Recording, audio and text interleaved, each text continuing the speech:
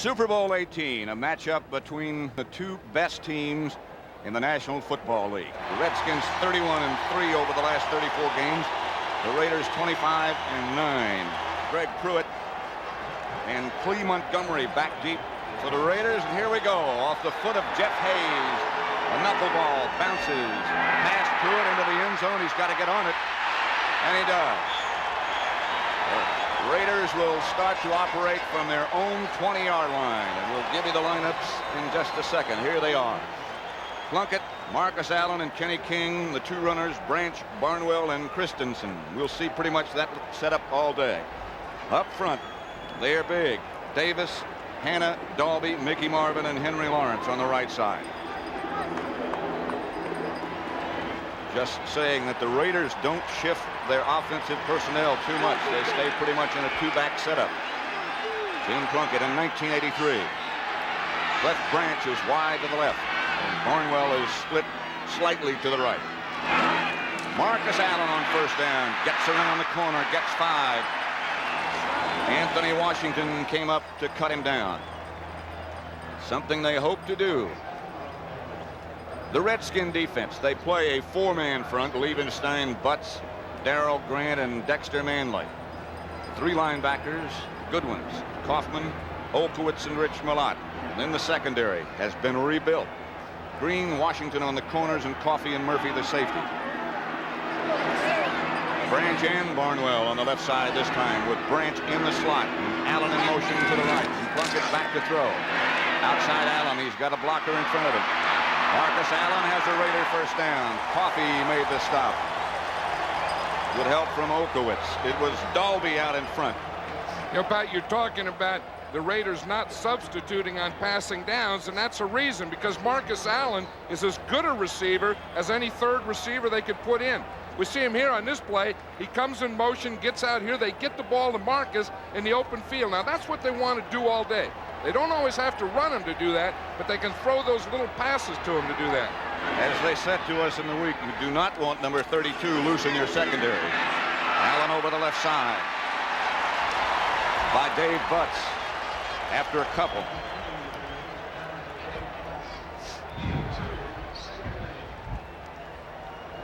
There's big Dave Butts. He'll fill up a screen on you, won't he? He'll also fill up the middle of that line. You know, he and Darrell Grant, that's why they're so good against the run, the Redskins, because they really play strong in the middle. Look, boom, they just take that guard on both of them, plug up that middle, and there's no place to go. You see Butts right there, boom, right down the line. Plunkett back to throw on second down. Looking, can't find anybody. Finally, thought he had Todd Christensen.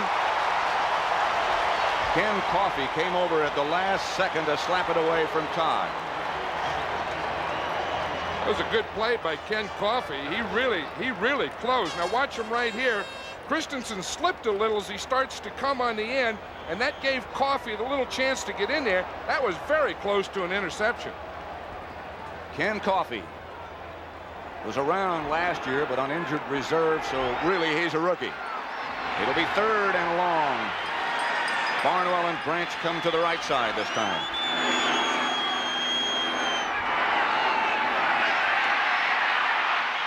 Plunkett to Kenny King. King slips one tackle, doesn't get the first down. He's at the 35, and Ray Guy will come on to the scene. Darrell Green made the stop. Redskin defensive unit yields a first down, but then they do their job.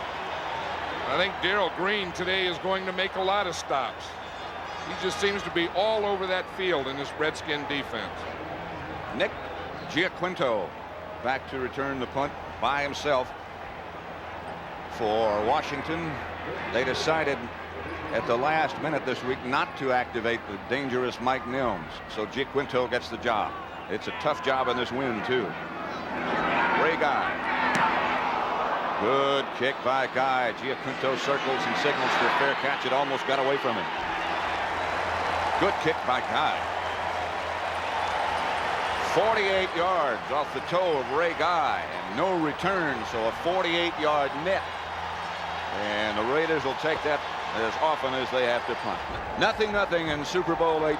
Pat Summerall with John Madden. First quarter, Redskins' first offensive play. John Riggins is starting. From their own 19, it's Brown in motion. Riggins gets the handoff. Riggins gets maybe 2. And already there's some shuffling and struggling and mashing going on.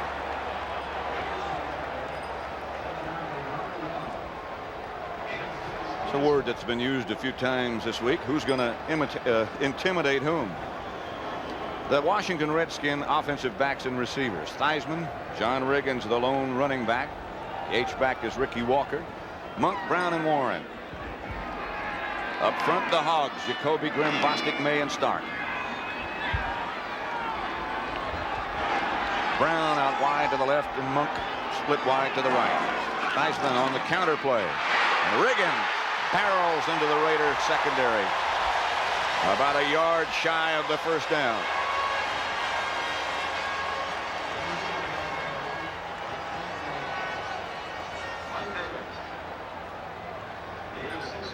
Completing the lineups, front 3 for the Raiders.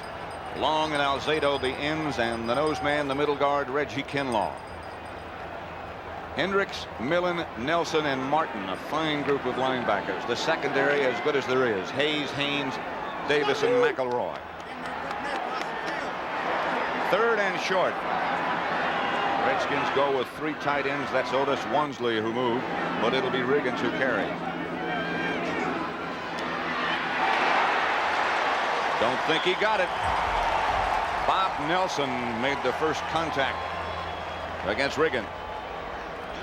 As we see Joe Gibbs there, I guarantee if they didn't get it, he's not going to go for it here on 4th down. They didn't get it. Yeah, that's one of those old right foot, left foot deals. You know, where do they spot that ball? How do they know where to spot it? They just throw a foot down there, and that's where it is. As I look at it a little bit more, they might have gotten it. Raw eyes, it looks like they did get it. Raw eyes, they did get it. Good spot.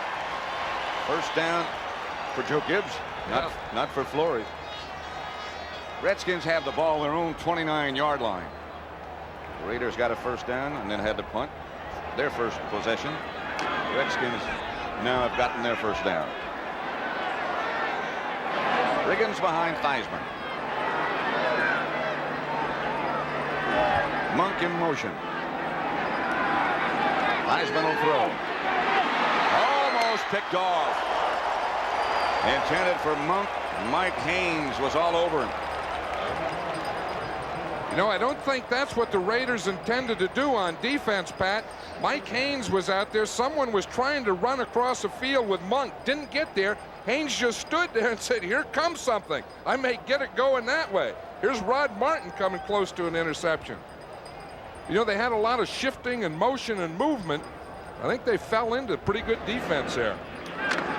Now the Raiders make some defensive changes. Alzado and Millen come out along with Hendricks, and they go now with a 3-man front, but a different group. Theismann going upfield for Charlie Brown. No, for Monk, I'm sorry. And Haynes was right with him again. I think it's interesting here what the Redskins are doing. Usually Charlie Brown is on the left and Monk on the right. So maybe they're trying to get Monk on Haynes because he's bigger and try and get Charlie Brown on the right over there to go against Lester Hayes. That brings up a 3rd and 10 situation. Well, let's see if Riggins stayed in the game or if we'll see Joe Washington. It's Washington along with Giaquinto.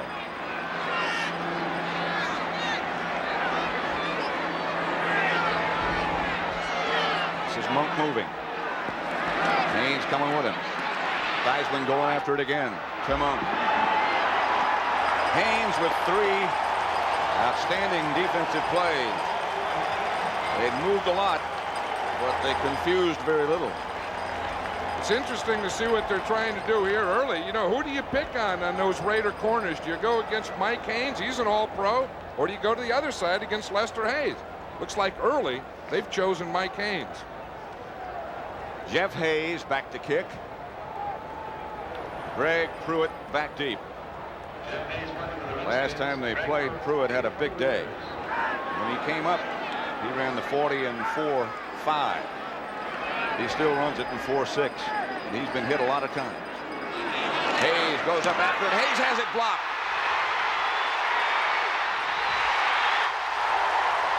Touchdown Raiders.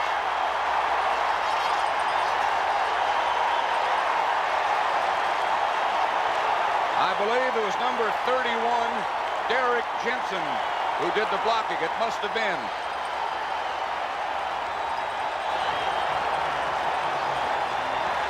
Hey, we talk about offense, defense, and all the matchups and the great players. And then this whole thing could be boiled down to special teams. It started that way. And that was Derrick Jensen who blocked that punt. It looked like he came inside, and he was right in Jeff Hayes' face.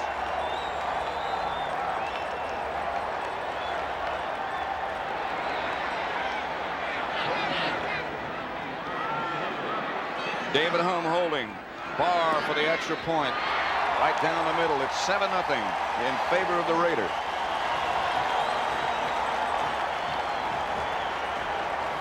Let's see where he came from. I think he came up the middle, Pat. Let's see if we can see it here. He's number 31, Derrick Jensen. He's the special teams captain of the Raiders. We see him coming right up the middle.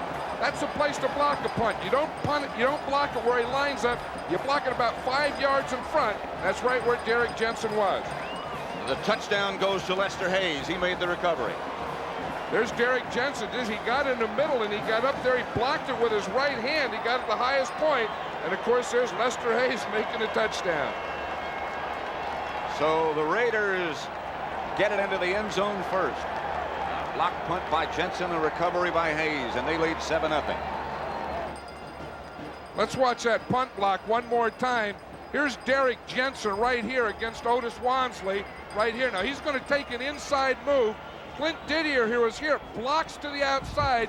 Derrick Jensen comes right in here and blocks the punt. Watch him from there. See, he takes an inside move on Wansley. See it right there? Didier blocks out. Jensen comes right up the middle. And Lester Hayes recovers in the end zone, and the Raiders take a 7-0 lead. Barr will kick off, and Alvin Garrett will be back deep. In Super Bowl history, you saw the teams that have scored first have had a great degree of success. And the ball blew off the tee, and Barr has to say, hold it, guys.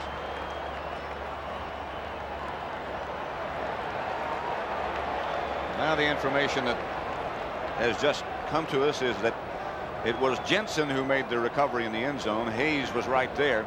Jensen did the blocking, and Jensen did the recovery. Yeah, that's the way it should be. If you come up with a great play to make a block, you ought to get credit for the touchdown.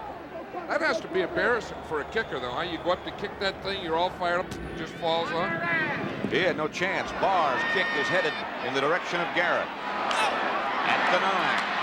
Garrett hit and cut down, and Jensen clips him down. He was hit by another Raider first. Chester Willis. It's a big start here for Derrick Jensen. He's down in a kickoff. Let's watch the recovery here. Here he is. He's the first guy there. Yeah. Lester Hayes was the second guy. He didn't have the ball, though. He's doing the celebrating. Lester's already saying touchdown. Derrick Jensen's getting a lot of hits on the helmet over there. I'll say. Headache, but he'll feel good. Redskins will start from their own 21. First and 10. Raiders back in their regular defensive scheme now. Monk in motion. Here's Riggins over the left side. Maybe 3 or 4.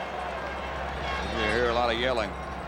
Riggins, as we found out earlier in the week, had a touch of the flu or some congestion.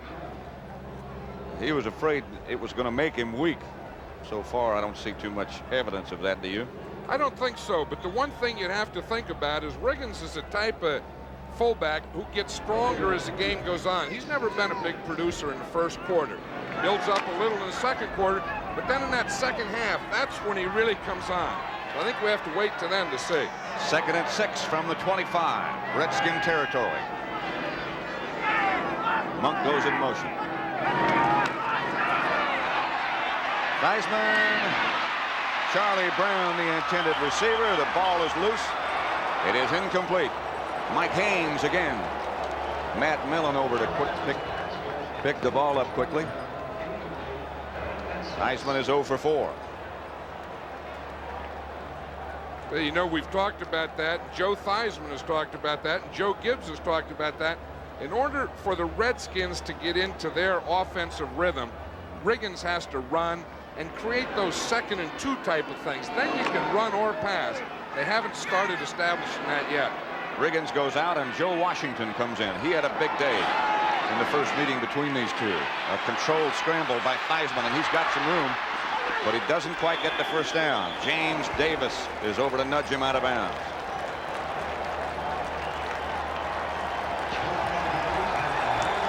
Watch Joe Theismann on this play. This is an organized scramble. See, he starts back. Now his center pulls out. You see 53 Bostic in front of him. Theismann pulls out. He sees good coverage downfield. No one open, no one to throw to, so he just keeps running and doesn't get the first down.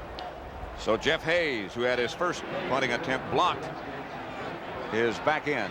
Redskins have to punt again. Greg Pruitt standing back at his own 30.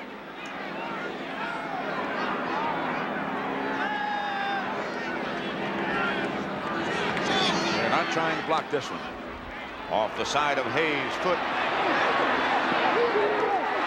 They let it bounce. It hit a Raider in the back.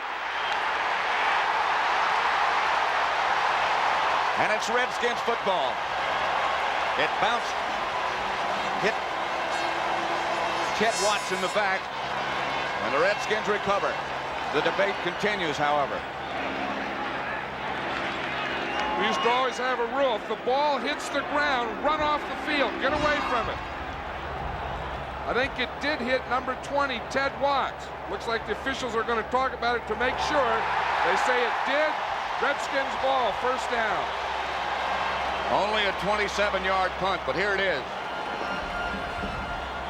Watch here. Here's Watts right here, number 20. You see the ball's hitting the ground. He's trying to block there. You see he's blocking. Now watch, the ball hit him right there in the right hand. So now the Redskins can recover the ball. That was a tough break. Watts didn't even see that ball. Never saw it. Blocking, swung his hand back and hit the ball. He still doesn't know what happened. It was Greg Williams, the backup free safety, who made the recovery for the Redskins. They have it at the Raider 42. Monk is the motion man again, and Theismann is going to work. With no success and no penalty markers. Intended for Clint Didier.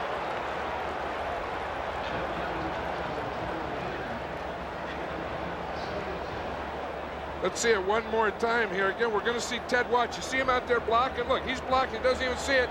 Now his arm hit the ball, and then, of course, the Redskins got in and got it. Mark Murphy, 29, was there. He knows, he said, our ball going that way. Theismann has yet to complete a pass. The wind might be bothering him more than we thought it would. The Redskins have yet to get in any offensive rhythm. Second and long, a situation that nobody likes. Theismann in the controlled scramble again, chased by the Raiders. Gets away from him. Throws a catch. Clint Didier right on the sideline came up with the football. I'll tell you, that's something that Theismann can do. You know, he can move around and buy some time. Now watch it. It's that organized scramble again. He's going to come out to his right.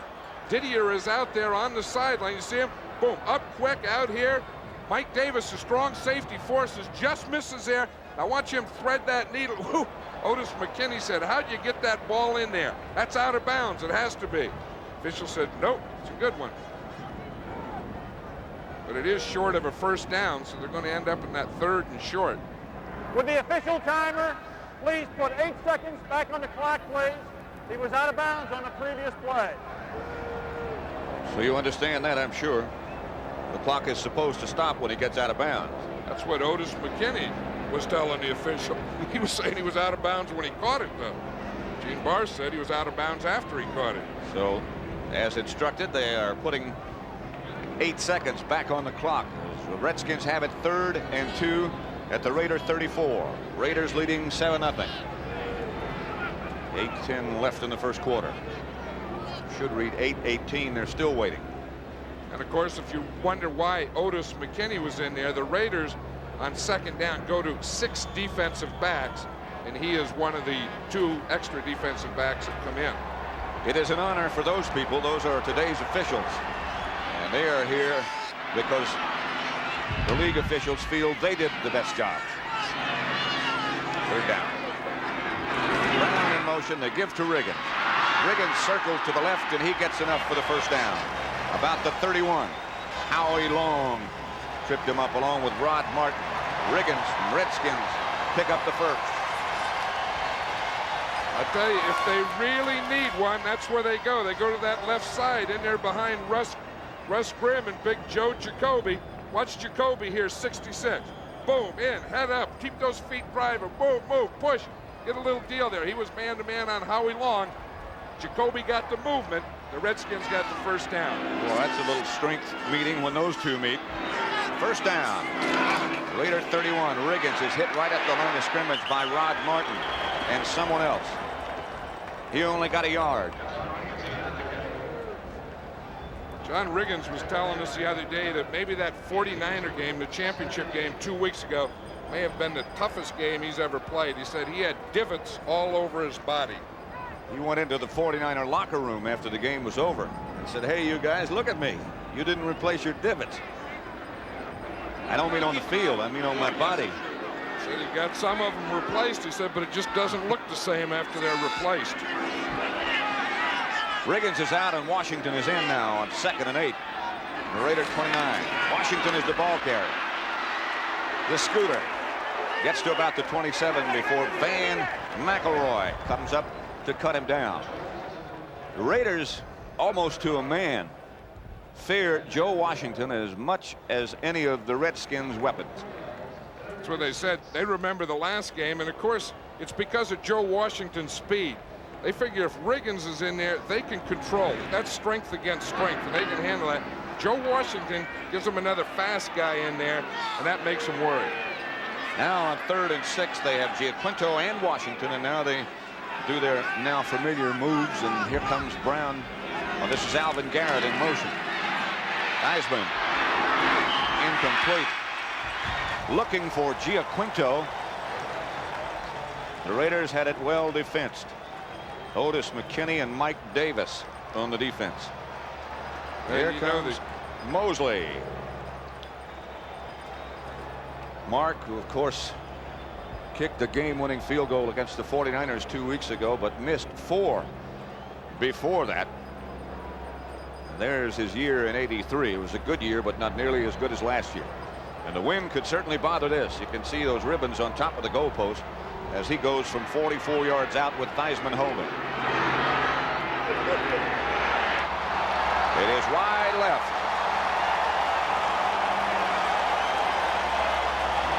So the Raider lead stands as is, 7-0.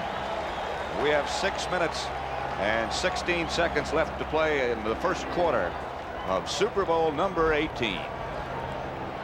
1st and 10 Raiders from their own 27-yard line. This is Kenny King, the ball carrier. King slams for about 9 yards before Coffey can make the stop. I think the Raiders are bringing Marcus Allen out in motion here. I think they're setting something up. They want to get him out. You see, here we see it from ground level to the right. Good block in there. There's big Mickey Marvin. There's Henry Lawrence. Man-to-man. They give a good hole for Kenny King. Marcus Allen had gone in motion outside. I think they're setting up, trying to see how they're going to defend that, set up a deep pass later. Kenny King got enough for a first down. And Plunkett goes back to throw on first down. Lobs it out to King. King gets away from one Redskin tackler. Gets out to the 45, maybe the 46-yard line. Neil Olkowitz brought him down. 7-yard pickup. If you get 7 yards on first down, things become a lot more simple. Well, the Raiders have an advantage with that passing game because they really have 2 backs in the backfield, but they're 2 halfback types. Last time the Raiders went to the Super Bowl, Kenny King was the starting halfback, so they can go out either side of the backfield. There are the two, 33 and 32.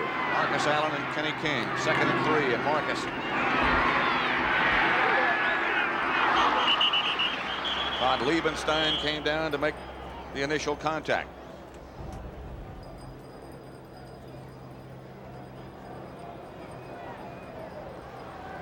One of the keys to Raiders' success is going to be how well Marcus Allen performs on the ground against that Skins defense, which is the best in the league. He's done pretty well. You know, linebacker Rich Malott was saying the other night that that's the guy they worry, because if there's anyone hot coming into the Super Bowl, it's Marcus Allen. He played better in the playoffs than he did in the regular season this year. 3rd and 1 from the 47. Plunkett goes quickly. He has Christensen. He'll have the first down, and Todd Christensen fights into Redskin territory. Todd Liebenstein came over to make the stop finally, a 9-yard gain. Now, in that play, it was a short yardage play. All Todd Christensen does is watch. He'll come off the line. He'll come inside right here. He'll find an area. Look, and just sit down. They call that a squat pass. They said just go up there about 4 or 5 yards, find an opening, turn around, and we'll pop you for the first down. Christensen, he wasn't ready with that. He said, I want some more, not just that much. That's one of the things he can do so well. That's why those short passes can be so successful. He can turn them into more yardage. Here's Plunkett back to throw again. Out to Kenny King again. King this time is cut down quickly. A penalty marker is down. It was Rich Malott who came up to make the stop. I think it's interesting the type of passing we're seeing now. The Raiders don't think that's interesting, a holding penalty, but Tom Flory said that they were having too many interceptions. So he said they changed their passing scheme, that whenever they sent their wide receivers deep, they always had 2 short guys, usually a back and a tight end. So Plunkett had some place to go. Butts up in conference with Gene Barth. They want the penalty. That's the first one of the game. You think it's true, John, that in big games like this one, the referees, the officials are inclined to let them play a little bit more? Well, let's listen to Gene Barth first. 79 offense, holding, still first down. It was called against Bruce Davis. Now, what do you think about that? I think they tend to let them play more to be less picky in these big games. Of course, the biggest one are always those open field ones. You know, those are the ones that always give the big plays, those pass interference calls. 1st and 20. They're back in their own territory. The handoff is to Marcus Allen. Fumble. The ball is on the ground. And the Raiders just barely got it back. Let's see who wound up on top of it. That was almost serious.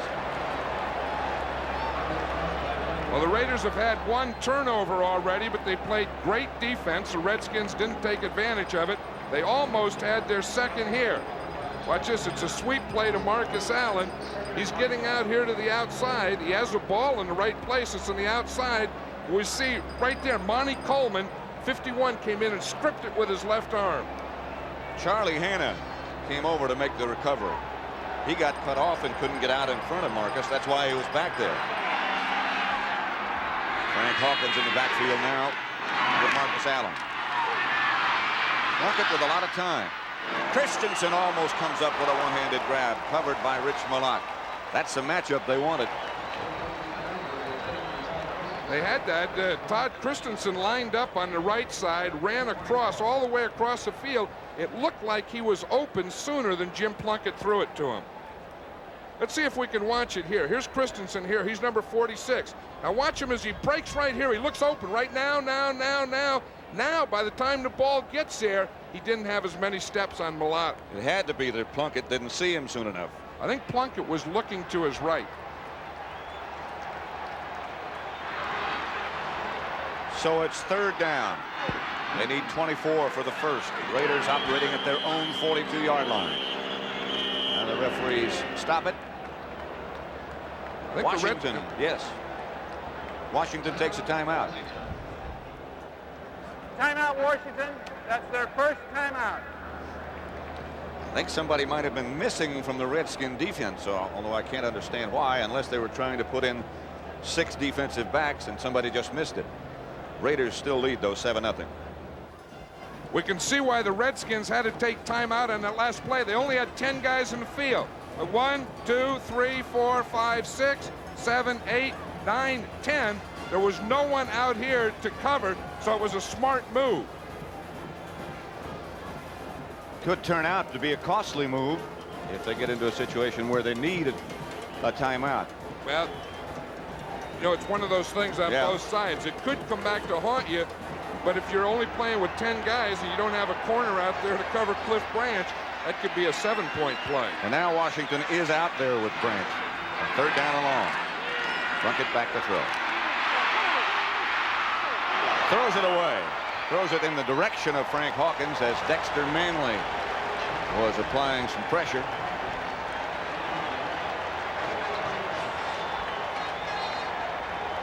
Manley complaining about somebody holding him, I'm sure. That's probably Bruce Davis. They've already called one holding penalty on Bruce Davis, and they're probably thinking the same thing. Watch him. There's Manley on the outside. You see Davis does have his right hand on him. You see him there? And that's what Manley was complaining about. He said, he's still holding me. You called one, but he's still doing it. Here's Ray Guy in the direction of G. Quinto. He has to let it bounce, and now handles it at his own 17. Out to about the 27. Penalty marker down. Back in Raider territory. 42-yard punt. James Davis made the tackle on the punt coverage.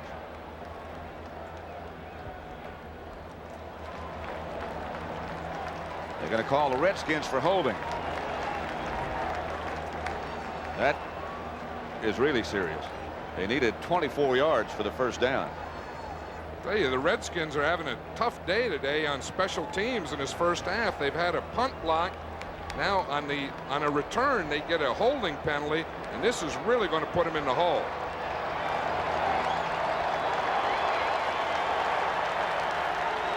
We had a post-possession hold on number 54 of the receiving team. It was a post-possession foul.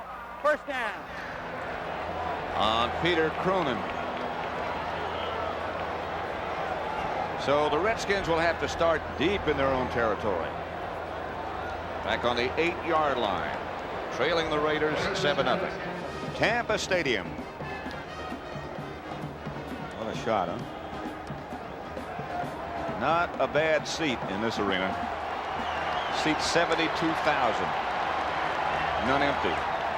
Redskins operate from their own 8. They've had very poor field position. This is Riggins by Bob Nelson from the opposite side. Here's where they've had to start. First time from their own 19, then from their 21, and then they recovered the punt fumble. They missed a field goal after that. And then this time, of course, they have to start from their own 8-yard line. Well, you know, as I said earlier, the Redskins really haven't gotten into any type of offensive rhythm yet, and that Raider defense has a lot to do with that. They're really swarming that football.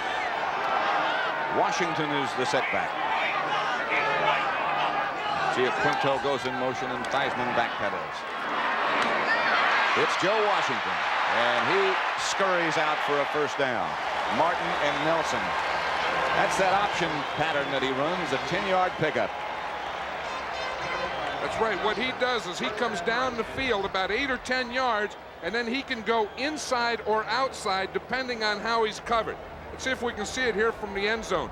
Theismann is watching him all the way. There's Washington. You see, he had coverage to the outside. Rod Martin, 53, was outside, so he cut and turned back inside. Here's a big matchup. Jacoby and Alzado. Watch him, Alzado. He's giving him everything he has. He's clubbing, face mask, grab anything. And you're in the pits. Theismann out to the right. Misses Didier. That rollout to get away from that Raider pressure that John Madden was talking about. Mike Davis was back there with Didier. That's one thing that's interesting. Didier was a wide receiver in college. He's a tight end now, but in this game, they're playing him outside a lot, and it looks like they're trying to isolate him on strong safety Mike Davis. Usually that strong safety plays inside. Look, there's guys fixing the goalpost. I don't know what happened to it. That's George Toma up there with the wrench, who's in charge of the maintenance of the field. Better watch out. They may kick a long field goal.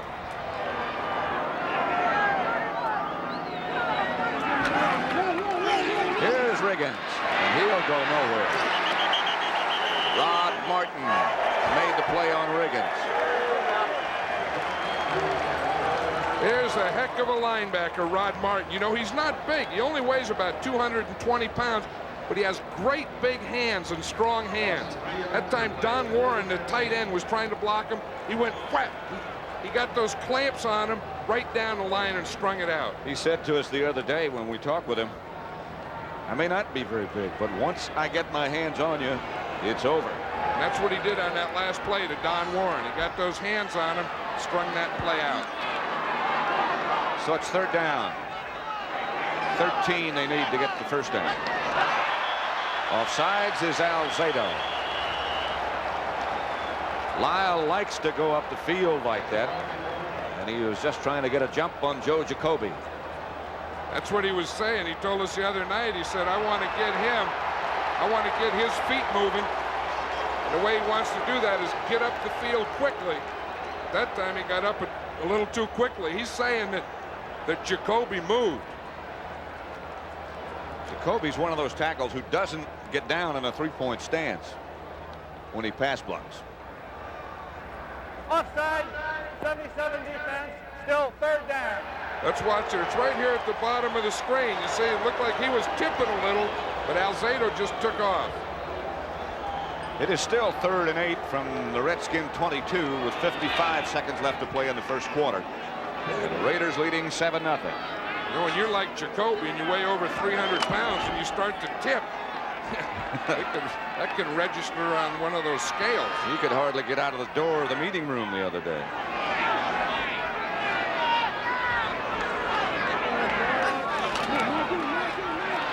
Theismann going deep for Brown. Charlie Brown has it and dropped it. Going to be called incomplete. He made a good move and then couldn't quite hang on. I'll tell you, he really did make a good move, Pat. He turned all the way around to get it. He's on Mike Haynes there short. You see Haynes short, McElroy deep, but watch him. He turned around. He didn't have control of it. As he started to bring it down, it hit his shoulder pads and bounced out on him. So Jeff Hayes will have to punt with Greg Pruitt back deep for the Raiders.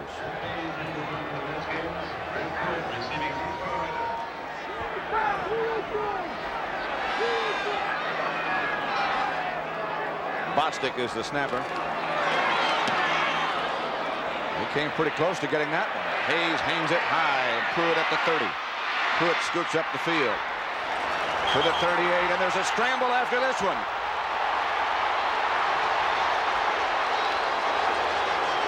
I think the official said he was down.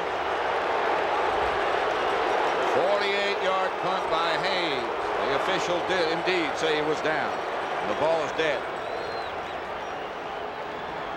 Let's look at it from our reverse angle vantage point. Hey, we remember one rule here, that the ground cannot cause a fumble. As long as he has it when he goes down. If the ball comes out when he hits the ground, I don't know. That one looked like it started out before he went down. I don't know about that one. I don't either.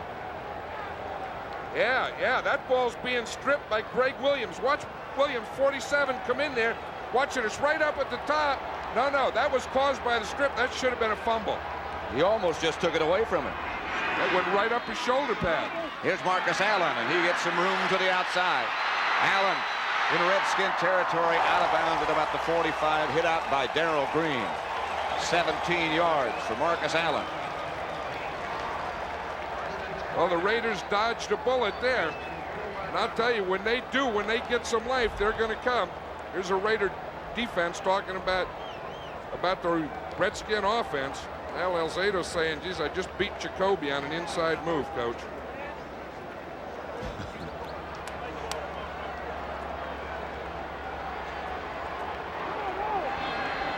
At the 45-yard line of Washington with 29 seconds left to play in the first quarter. Marcus Allen again. Stopped this time by Dave Butts. First quarter about to come to an end with the Raiders leading 7-0.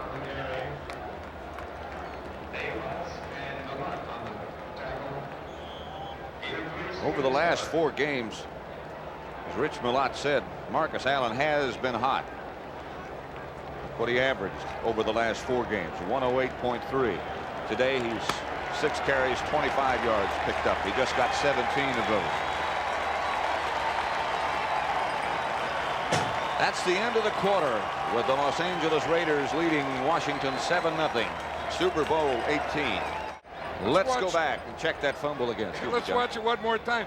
Now the key is here is if Pruitt is down, if his left elbow hits before the ball comes out, it's not a fumble. Now watch, I think the ball starts out right now. You see, his left elbow doesn't hit until now. So I think that was a fumble. Awfully close. Was close. 2nd and 7 for the Raiders at the Redskin 42. First play of quarter number 2. And Plunkett, after being sat down for a while early in the year, came back very strong. Plunkett. And a scramble for the football again. It was Christensen who caught the ball in the beginning.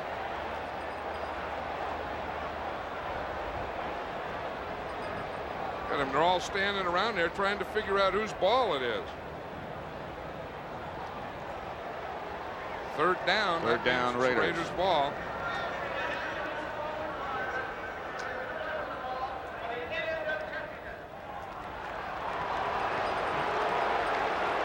Let's watch it here. I don't know that ball ever left him. I don't think it did. Never left his body. He did some scrambling. So it's 3rd down and 4 at the Redskin 39. Pumpkin has Hawkins and Marcus Allen as his runner. Nothing doing as Marcus Allen is bowled over by Perry Brooks. Raiders have to punt. Brooks backs up Darryl Grant.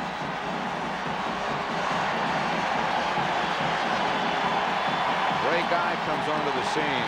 Perry Brooks gets great greeting on the Redskins sideline. Perry Brooks comes in from Darryl Grant on the pass rush situation. He was in there rushing the passer, and he ran right into Marcus Allen. Said, hey, look what I got here. Guy stands at his own 44-yard line. Nick Giaquinto back to the Redskins at their 10. Todd Christensen, by the way, the tight end, snaps the ball on punts. Almost snapped it away. The guy made one heck of a play to save that one.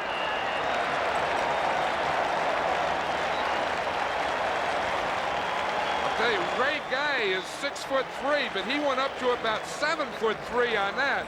This is a heck of a play. Watch this ball take off. Now watch Ray Guy.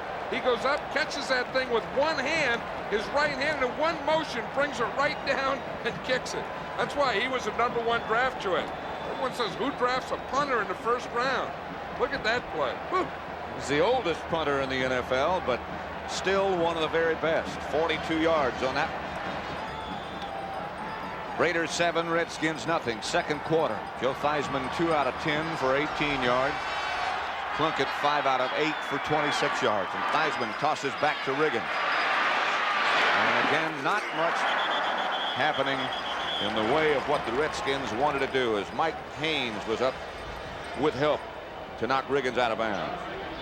We were talking to John Riggins the other night about what plays he likes best, and he says he likes those gut plays, 40 and 50 gut, where he goes inside. He said he doesn't like the sweeps anymore. He said it just takes too much energy out of me.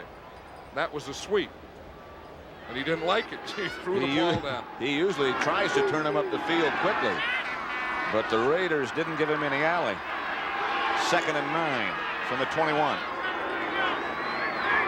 And Warren shifts over to the tight end spot. They give to Riggins again. This time he gets out for a few. Lyle Alzado was the first Raider to hit him, but he got outside the 26. Tell you, Matt Millen was right up in there too. There's Millen there. He's pointing. You get him. I'm going to get up here on Grimm. Watch him. Boom. He takes on Grimm right there. There's Jacoby.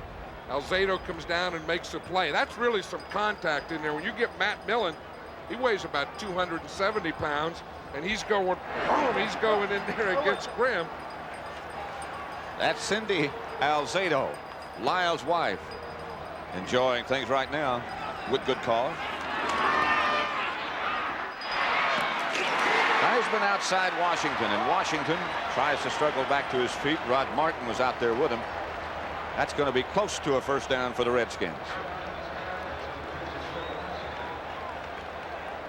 That's one of the things the Raiders are thinking about. You know, they're thinking about, the good news is we stop Riggins, but when you do that, the bad news is the Redskins bring in Joe Washington. Tom Flores, who never shows too much motion, gives the gum a pretty good workout. I think when you get in a Super Bowl, you deserve to give the gum a good workout. I think you're right. 1st and 10 Redskins, their own 30. Much lower scoring so far than anybody thought. Brown was in motion. They give to Riggins again. He tries to cut back in the middle. Is hit by Howie Long and Reggie Kinlaw. This is an important matchup. Watch Reggie Kinlaw here. He's the nose tackle over Jeff Bostic. Now watch how quickly Kinlaw gets his hands up there.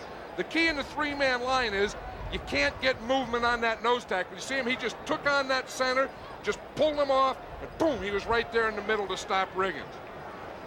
Early in the year, the Raiders were saying that Reggie was having some problems because he wasn't 100% physically. But lately, he's really been playing well. Theismann tries to roll out, has no place to roll. Now he's chased by Millen, and Millen takes him down. Not bad for a 270-pound guy. Look at Matt Millen out there. He is fired up. You know, we were talking about the players relaxed. Well, this guy was ready to play the game on Wednesday. In fact, on Thursday in practice, he got in a fight with Mickey Marvin. They were telling him, calm down, we're not playing this thing until Sunday. He was a defensive tackle in college. But he looks like a line. Matt Millen, great name. Get in there, come on, run at me, let's go, get in the pits. So it'll be 3rd and 16. The Redskins operate from their own 24. Joe Washington in the backfield. That's Quinto who goes in motion, and Theismann tries to roll out again. This time he's out there with room. Theismann for Brown. Nothing doing, and no contact, and no penalty, and Charlie Brown is really upset. He thought somebody hit him from behind. He thought it was Lester Hayes. Well, Lester Hayes was man-to-man on him. That's who he turned around. Charlie Brown turned around to Lester Hayes. Lester Hayes said, hey, I had good coverage on that one. Let's watch this matchup. Here comes Brown, though. He's going to start out here. He's going to do a little delay. Lester didn't go for it. He stayed right with him. Lester's watching the ball. Starts to the inside. I don't know, maybe that left hand was up in here. That's what Charlie Brown's saying. It was well hidden, but it looked like there was some contact. Greg Pruitt back for the Raiders. They're 35. Jeff Hayes to punt. This is a good kick. Stay up there a long time, and Pruitt signal for the fair catch. The wind almost blew it away from him. 42-yard punt by Hayes. The Raiders will operate from their own 34. They still lead because of that block punt, 7-0. Matt Summerall, John Madden, Super Bowl 18, Tampa Stadium. They're really proud here in Tampa and the whole Tampa Bay area of their hospitality and how well they've handled their first Super Bowl. Here's Plunkett going deep for Branch. Could have him, does have him. Anthony Washington and Darrell Green were back there with him, but that's a 50-yard completion from Plunkett to Branch. I'll tell you, Cliff Branch loves to go deep. He starts at the beginning of the game, and he says, I can get him deep, I can get him deep. This time he's in the slot here. He's the second man in. Now watch him. He's going to the post. He's going deep. The Redskins are starting off here. Here's Washington on the outside, Green on the inside. Cliff Branch just runs right by both of them. Perfect pass right up over the inside shoulder. 1st and 10 Raiders from the Redskin 15. They already lead at 7-0. Plunkett gives to Marcus Allen. Allen gets down to about the 12. Neil Olkowitz made the stop.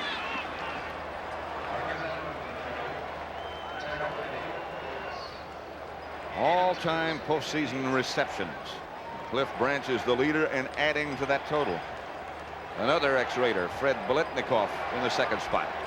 It's kind of nice to see two old Raiders in there. You know, Cliff Branch is an amazing guy. He's been in this league for 12 years, and he's never gotten old. You know, he still has that bounce and that look of a 22-year-old guy. I don't know how you do that. Here's another different formation. Barnwell and Branch to the left, and Allen was split to the right. And it's Branch for a touchdown. Anthony Washington, the defender.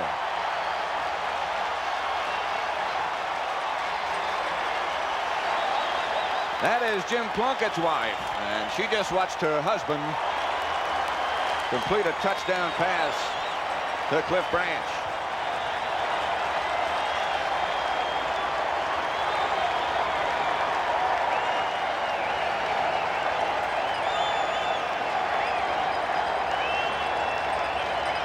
Cliff is still celebrating there. I'll tell you one thing, he doesn't throw that ball down. He doesn't spike it, though.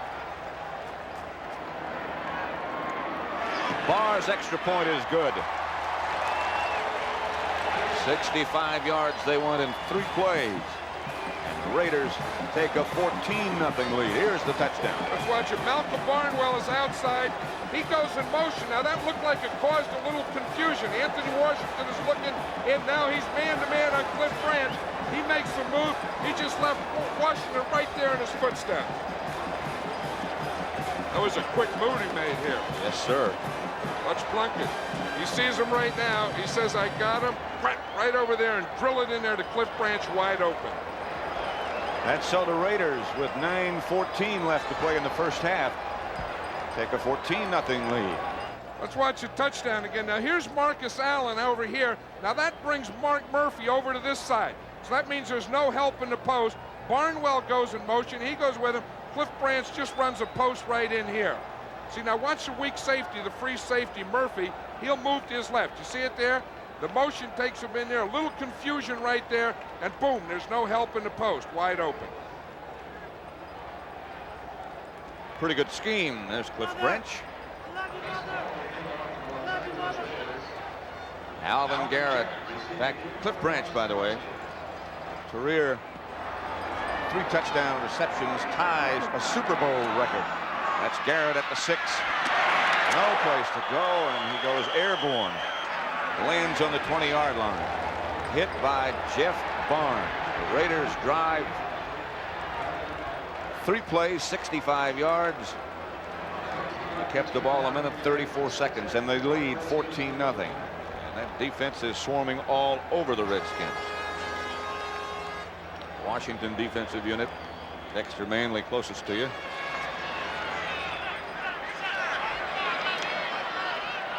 There's a big difference right there.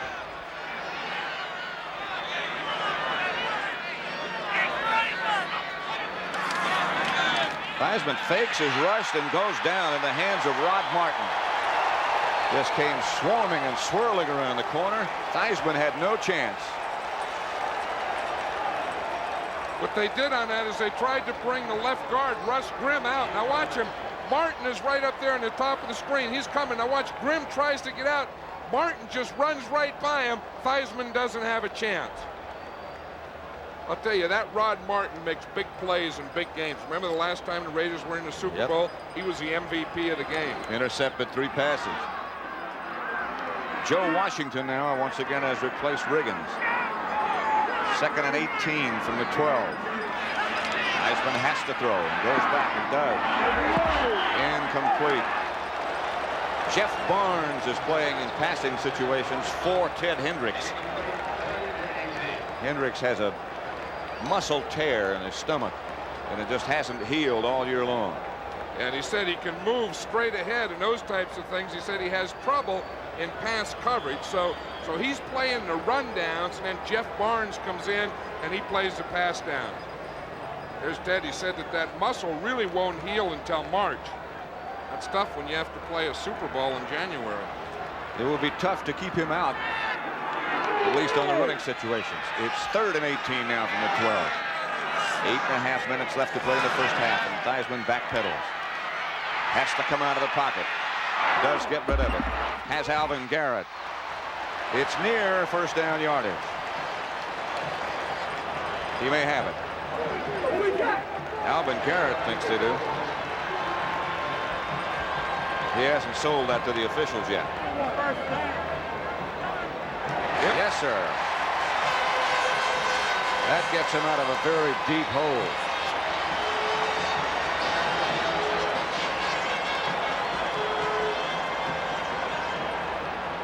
Here's Alvin Garrett out here on Lester Hayes. Now, Theismann had to scramble a little to buy some time. You see Garrett stops there. Now he just slides back to the out. Theismann throws it where he has to. He brings him back a little. But you can see that he had the first down all the way right there. See that red thing there? He had the ball right in front of it. That's where the line used to be. Right. You're right again.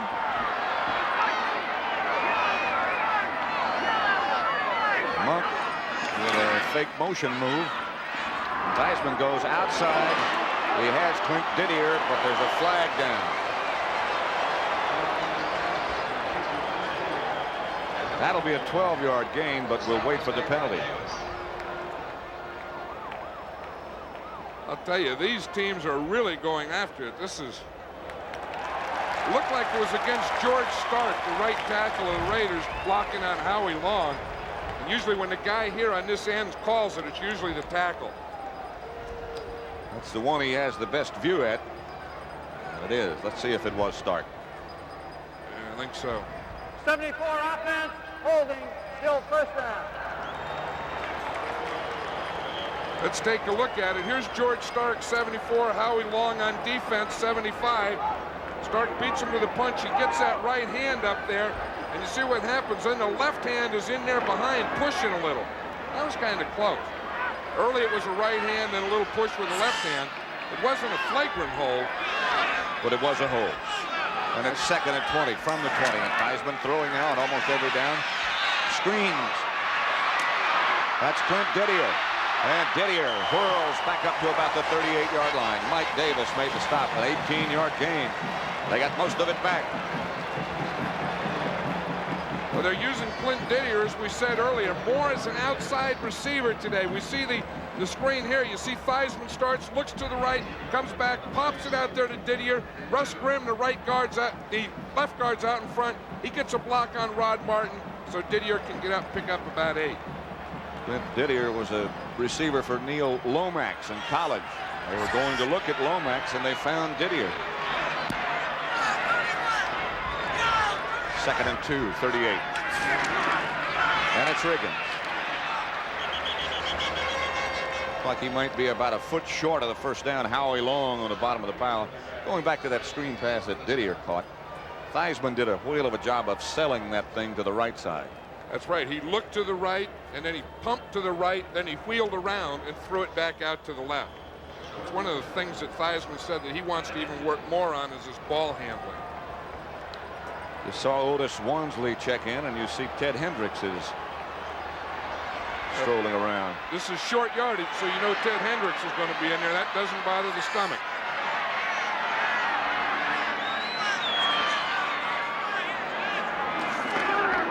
They give to Riggins. He gets the first down outside the 40. But barely as Reggie Kinlaw came up to meet him.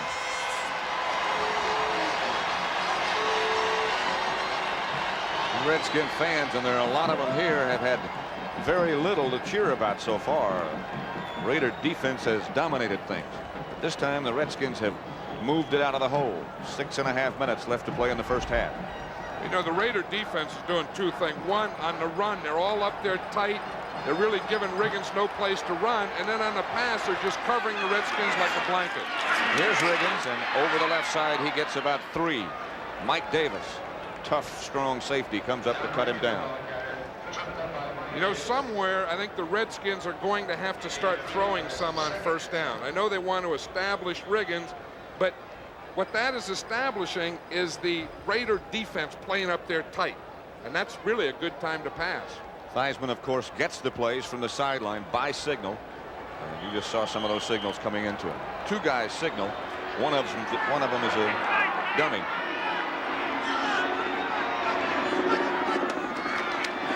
Flags down. Bob Nelson came up to make the stop on John Riggins, but a penalty marker down early. It looked like Howie Long might have jumped early.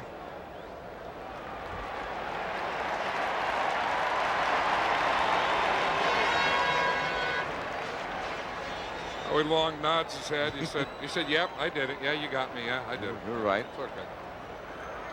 Howie's full grown. 75 defense in the neutral zone.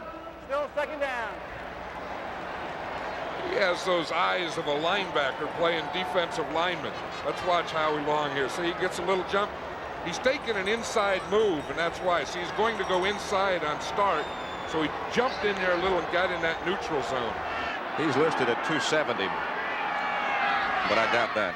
He'll fill out a chair. And break one. Here's Riggins looking right and looking for a place to go, and now he does find a little bit of room and scoots into Raider territory. Bob Nelson and Mike Haynes stopped him and got him out of bounds. Not an empty seat anywhere. That's some sight from up here. 5:34 left in the first half, with the score of the Raiders 14, the Redskins nothing. I was saying earlier, I think the Redskins are going to have to go to some throwing on first down. I wouldn't be surprised if this were the first down that they throw on. There they go. If he has time, it's Hendricks. Hendricks just couldn't move. Ball batted in the air at the last second, intended for Brown, and now the flag goes down. It's called against Lester Hayes.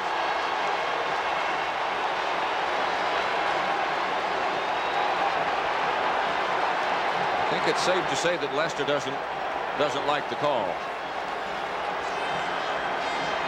Lester even took his helmet off to argue.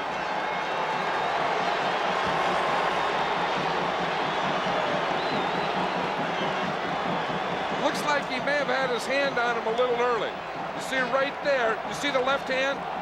That's what he called it. He called that left hand up there before the ball got there.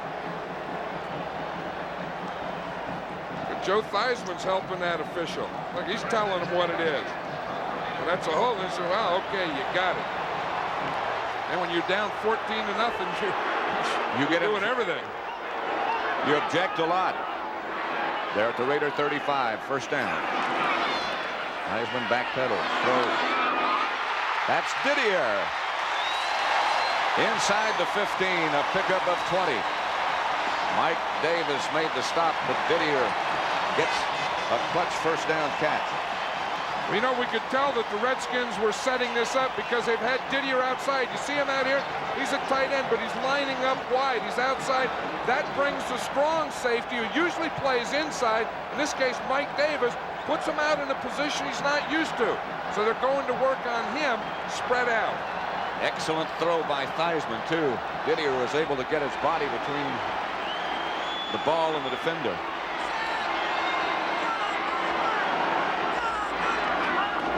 Theismann on first down again goes to work.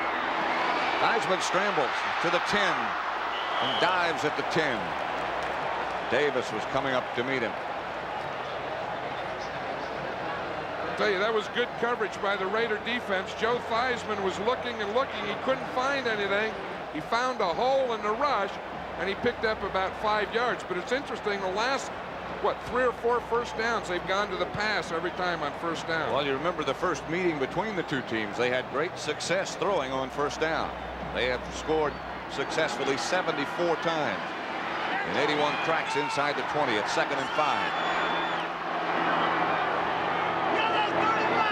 Didier is way outside to the left. They give to Riggins. Riggins pounds to about the 8. Howie Long on the bottom of the pile.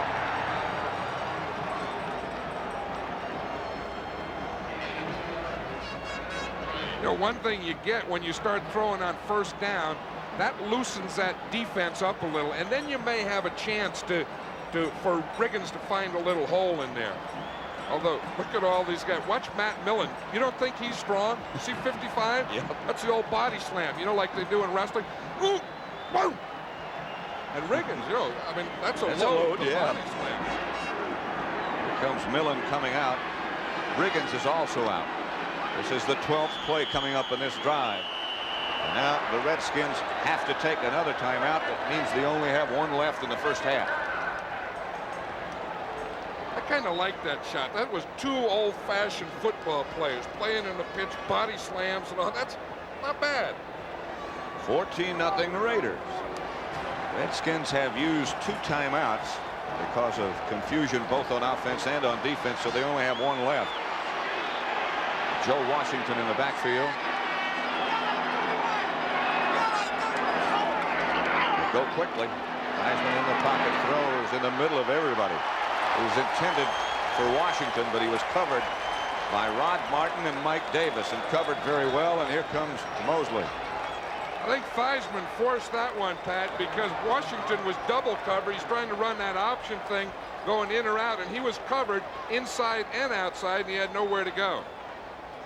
Theismann came over to have a little word with Art Monk after he went out. What was that Joe Theismann just put in his back pocket there? I don't know. Stuff going on out there. I think it was his elbow pad. Yeah, Mosley will try from 24 yards out this time. And this time, Mark Mosley is successful, and the Redskins finally get on the scoreboard. It's 14-3. 3 minutes, 5 seconds left to play in the first half. Mosley hit from 24 yards out. 14-3 Raiders. Pro Football Hall of Fame will have 4 new members. 2 of them outstanding players who now are on the coaching staff. Charlie Taylor of the Redskins, who was a wide receiver, came up as a defensive back, one of the best ever to play. And you know more about Willie Brown.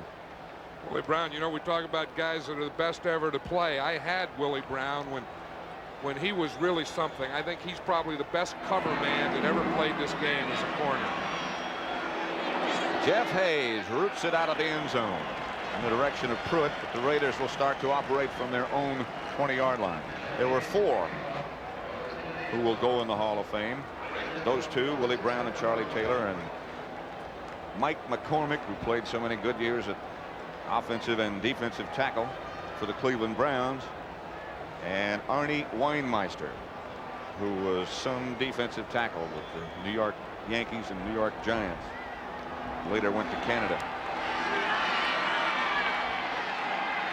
1st and 10 Raiders.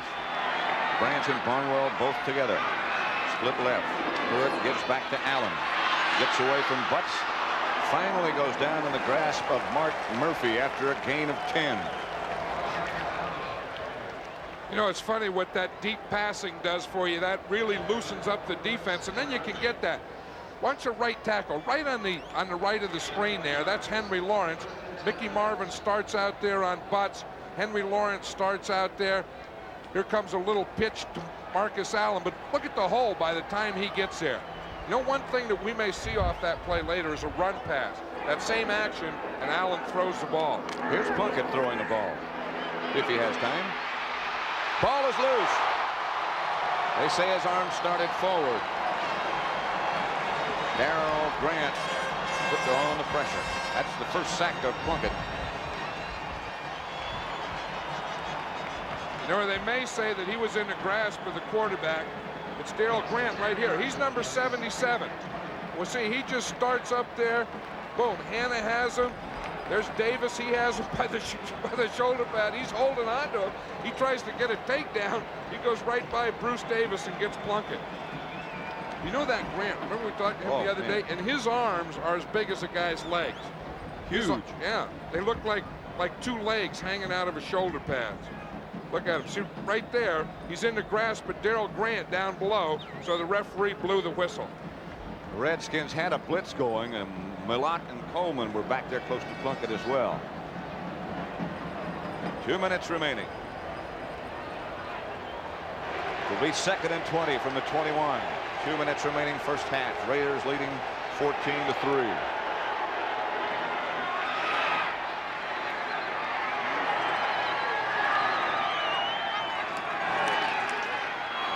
Draw play to Marcus Allen.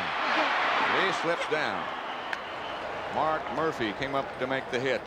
Allen got about 8. That's one of the advantages that the Raiders have. Most teams go to 3 wide receivers on 2nd and long and 3rd and long.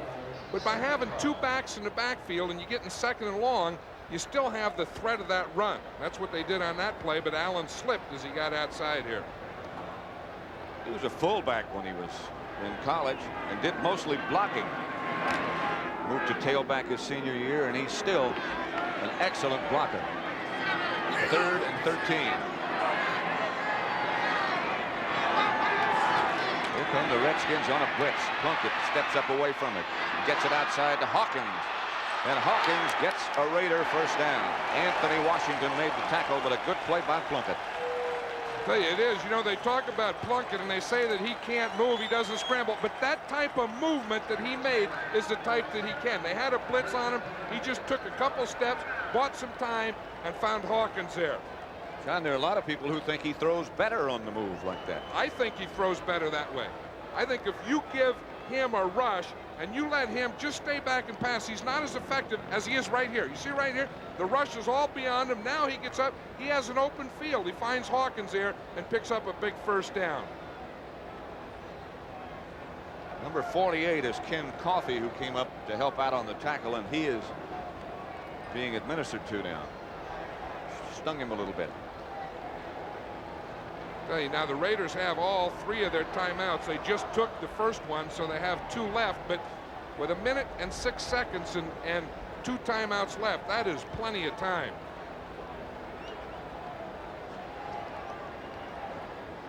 Joe Gibbs looking on. His playoff record 6-0. He's done a great job with this football team. He lost his first 5 games. He didn't panic. He just stayed with it. He had confidence in his players. The players had confidence in him. And since that 0-5 start, he has a best record in the National Football League. This telecast is presented by authority of the National Football League. It's intended for the private use of our audience. Any rebroadcast or other use of the telecast without the express written consent of the National Football League is prohibited. Plunkett. Christensen. Raider first down. 14-yard gain. Anthony Washington again the defender, and the Raiders go in a hurry.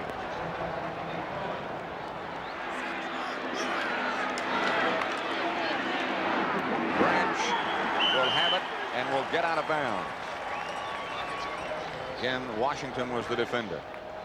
Branch comes over for the play from Flores.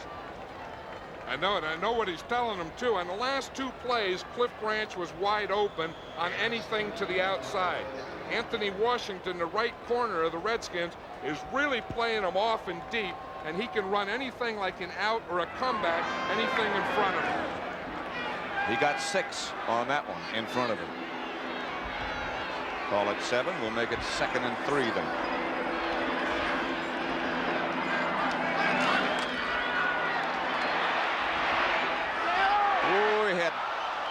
Marcus Allen open. Intended for Barnwell, but there's a penalty flag back down at the line of scrimmage, so it might not have made any difference. Perry Brooks put the heat on Plunkett.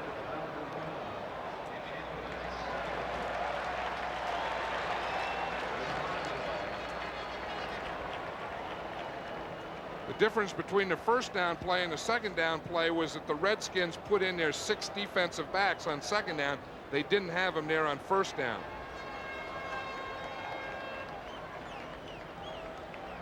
'65 offense, holding, still second down.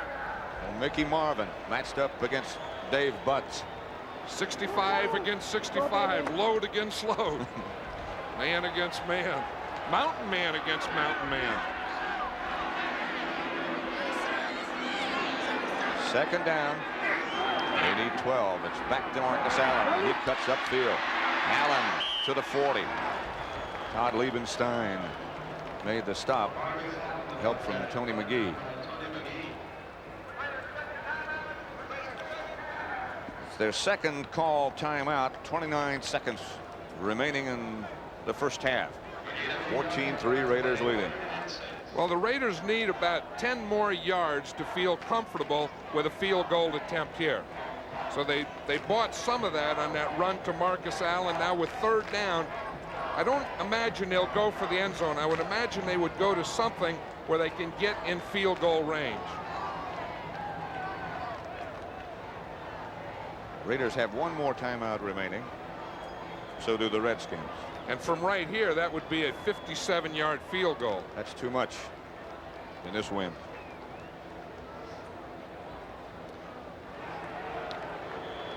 At the 40, the Raiders break the huddle. It's the Redskin 40. Third down and 6.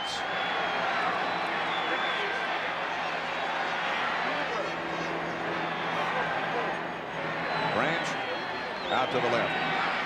Plunkett looks to the right. Christensen is the intended receiver. Nothing doing as Ken Coffey was back there with him. Plunkett took a shot from Tony McGee just as he let the ball go. Now that does surprise me that they didn't just go and try and pick up 10 or 12 yards, that they went for it in the end zone. And now, of course, the pass was incomplete, so they're going to have to punt. Ray Guy counting the players he has present. Christensen, as I mentioned earlier, is the snapper, the long snapper. Nick Giaquinto goes back to the 10-yard line. Will he be inclined to run it from here, you think? I'll tell you, this wouldn't be a bad place for a fake. I don't know if Ray Guy would run it, but you could also center it to the up back, Frank Hawkins.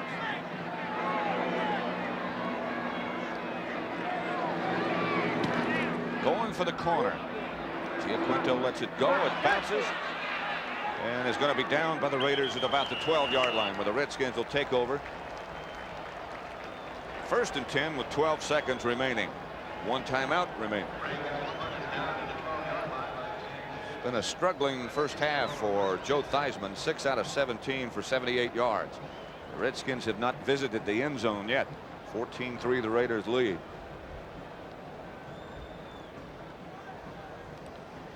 Last time they played, he had a spectacular day. 417 yards. Of course, that was a very high scoring game. This one has been dominated by the Raider defense. 12 remaining. Excuse me, John. I'm sure they'll go in at halftime and talk about some things. And it looks like to me that one way they're going to have to loosen them up is by mixing up plays on their downs. You know, throwing more on 1st down, that type of thing. Joe Washington in the backfield with Theismann. He's going to go to work for something. Throws outside, attempts a screen. Picked off by Jack Squirek. And the Raiders get another touchdown on a turnover.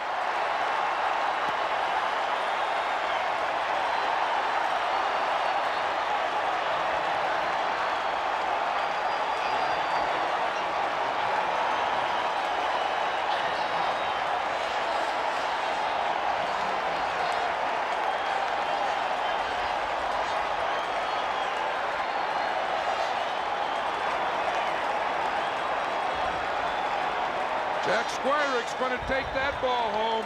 No one's going to get that one from him. The Redskins had 3 guys out here on the right. They tried to set something up and throw the screen back to the left, but it didn't fool Jack Squirek.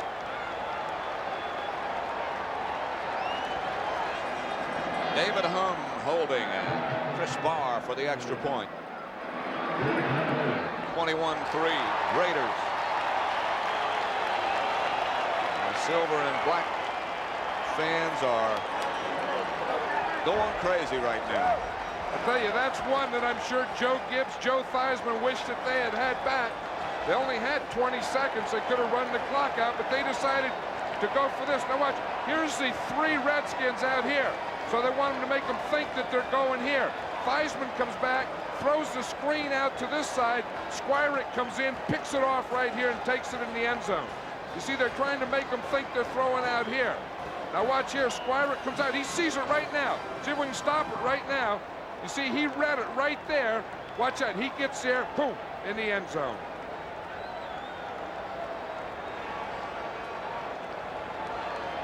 Watch Matt Millen on the sideline watching that interception by Squirek. He's picking up Charlie Sumner. He's the defensive coach, Charlie. Matt Millen was telling him, hey, that was a good substitution. You put in Squirek and took me out. Joe Gibbs. He can't be too happy about that decision. 7 seconds remaining first half. That was officially a 5-yard touchdown on the interception by Squirek. The ball blew off the tee just before Barr got there. Looked like he almost missed it.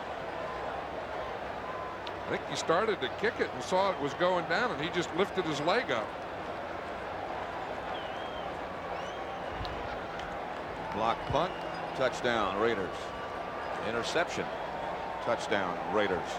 They lead 21-3. The other one came on a strike from Plunkett to Branch. Ball again blows off the tee. I think now they'll probably have someone come in and hold it. Calvin. Usually after the second time that happens, you have a holder. Calvin Muhammad comes in.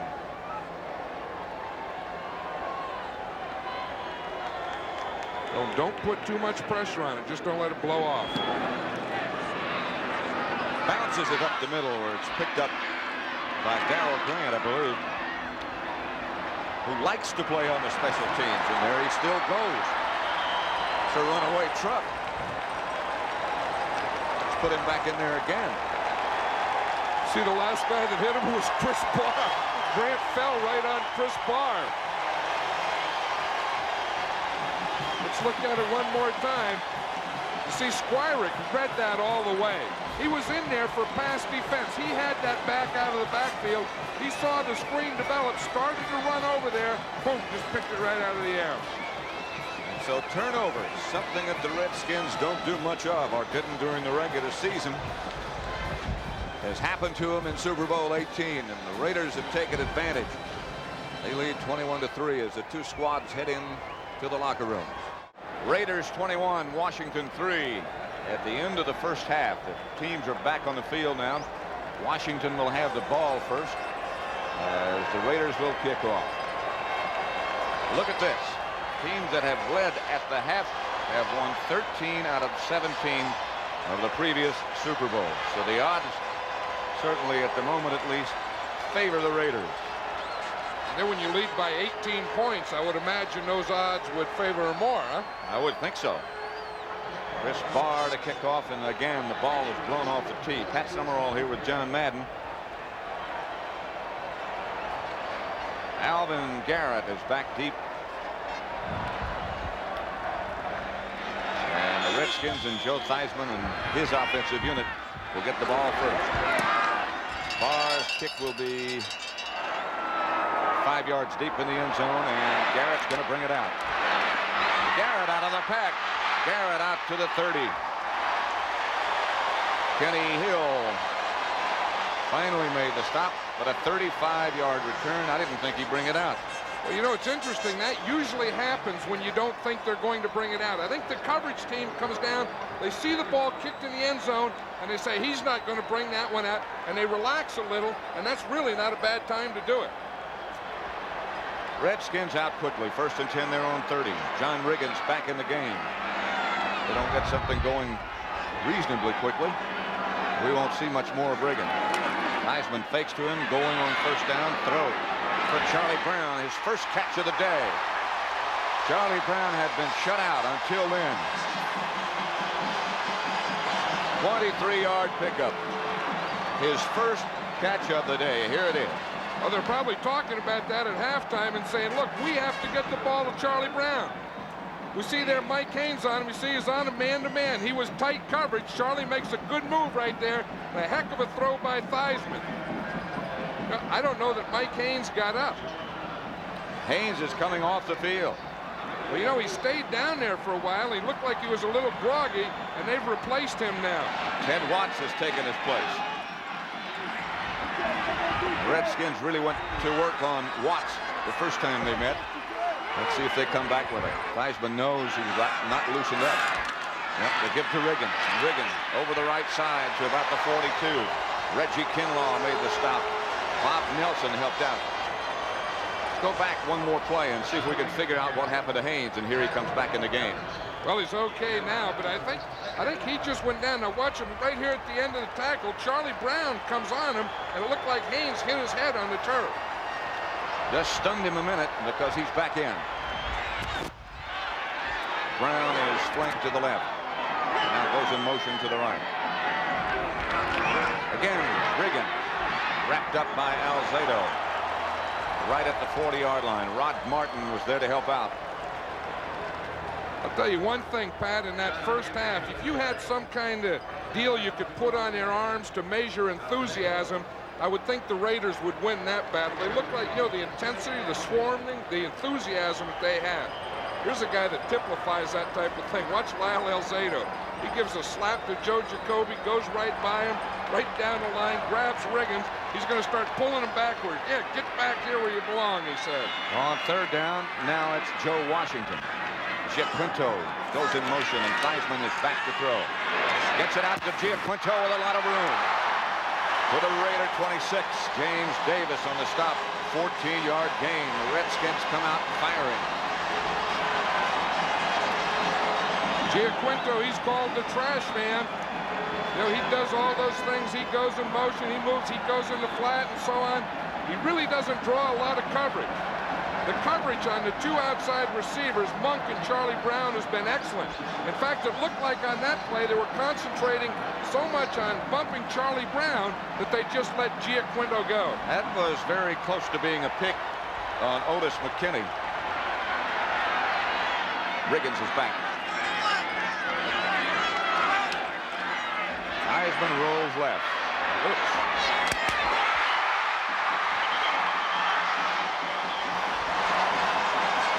Clint Didier, the man who made the reception. It'll be 1st and goal, Redskins. Van McElroy really popped Didier. Well, it's the same type of thing. Didier split out wide here against Mike Davis.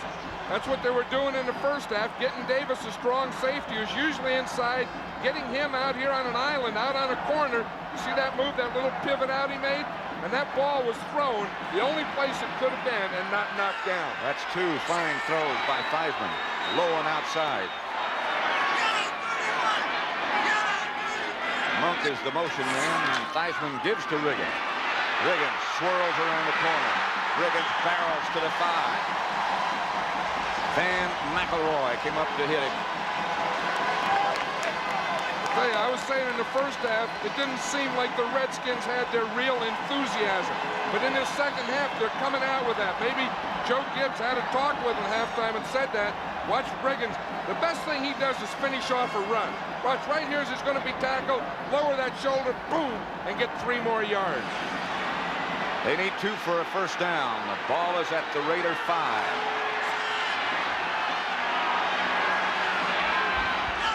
Warren over on the left side. They like to go in that direction. Here's Riggins. Very close to making it 1st and goal. Matt Millen filled the hole. I'm sure that's a 1st down. Well, they're going to measure it, though, but it sure looked like he had the 1st down on that play. Yep. Now they'll just keep giving the ball to Riggins. You'll see him probably 4 times in a row. Here's Millen. Here's Matt Millen. He likes playing down there, man. He just goes in there and takes on Mark May. He straightens up May. But I'll tell you, after you take on a 290-pounder, and here comes Riggins, it's tough to make the tackle for a loss. Wansley is in the game with Riggins. Wansley goes in motion. They hand off to Riggins, and he is at that 1-foot line. Matt Millen again. Well, we said in the first half, as the game goes on, Riggins usually gets stronger. Not much in the first half, but in that second half, that 3rd and 4th quarter, that's always been Riggins' quarters. Already carried the ball 21 times. Tom Flores is glad he got that last touchdown just before the half. That sure changed the complexion of the game, but it might change right back. That's Didier in motion. That's Riggins in the end zone.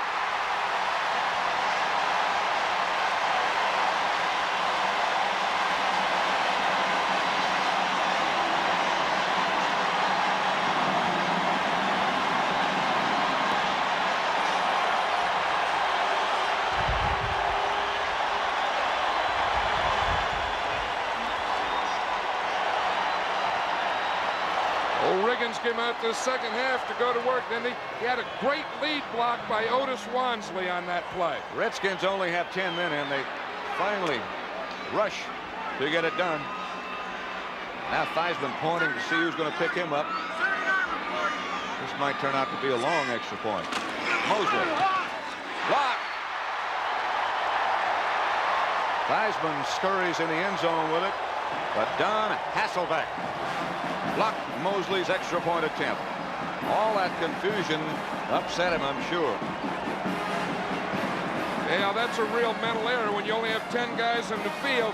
Let's watch the touchdown again. Now watch Wansley. He's the guy that came through and picked off number 55, Matt Millen, and that allowed Riggins to just dive and get that ball in the end zone. Good block by Wansley. Let's watch it from here. We'll see Wansley right here. He's going to lead right in here, and he'll pick off Millen here, and now Riggins can come in and dive over. Watch it here. You see the lead block? Now watch Wansley. He finds Millen right there, picks him off right in the air, and that allows Riggins to get in there behind him.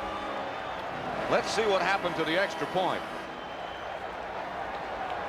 Well, we see it coming right here. You see the hands up right in the middle, just knocked it right back. That could have been a little low, huh? I think it was. Hasselbeck got to it. It's 21-9. Jeff Hayes, knuckle kick. This one's going to be tough to handle. But Greg Pruitt does it. Pruitt shakes around to the outside, gets to the 30. Charles Mann made the stop. Joe Gibbs in conversation with Clint Didier.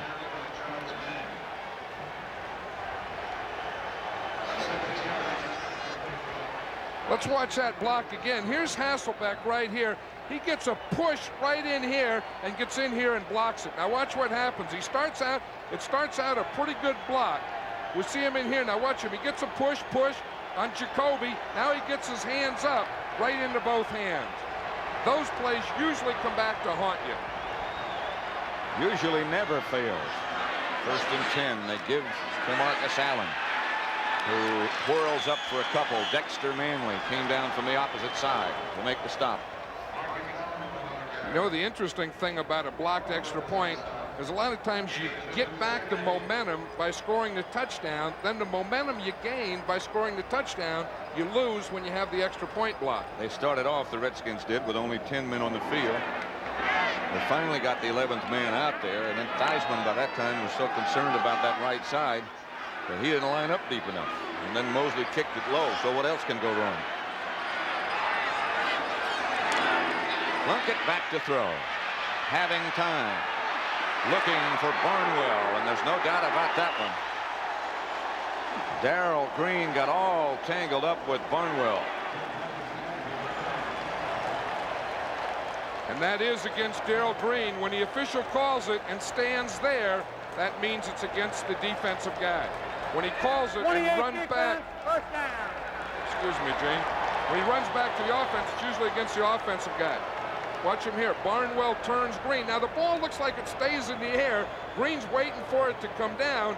And see, he just runs right into Barnwell, who is stopping to catch the ball. 38-yard penalty. Pass interference on Darrell Green. The Raiders come right back. Frank Hawkins is the lone setback. Allen was flanked over to the left. They'll get it outside the branch. It was hit down by Anthony Washington. Really hit down. Olkewicz. Cliff doesn't look substantial enough to really get into a fracas. I don't know why he did that. I remember when Cliff Branch was a rookie, the first time he scored a touchdown, he spiked the ball, and I said, don't ever do that again, Cliff. You're too small. Don't cause attention. Don't bring attention to you. Looks like Anthony Washington said something to him after he hit him, and Cliff is reacting to that. And now here's Olkewicz in the middle of it. Don't mess with middle linebackers, Cliff, by the name of Olkewicz. But remember, Cliff Branch did that, and since that time, he's never spiked the football in the end zone. He always hands it to the official.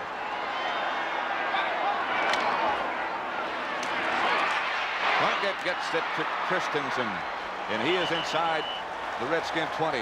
It'll be a Raider first down as Mark Murphy makes the stop with help from Mel Kaufman. Look at the jersey on Todd Christensen there and how he has it cut up on the inside. And the reason he does that is he said the linebackers are always holding him. And so with his jersey cut like that and flopping, if a linebacker grabs him, he gets a handful of jersey and he has to pick it up, and the officials can see it. Pretty smart, huh? Always thinking. The league doesn't like it, though. Christensen can quote Shakespeare. Here's Plunkett back to throw. Outside Branch. Anthony Washington with him.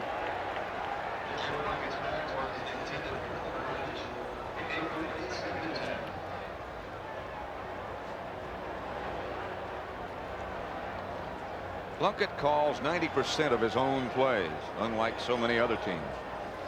Now he's looking over at the defense to see what's in there, see who's in there. 12 out of 17, 136 yards.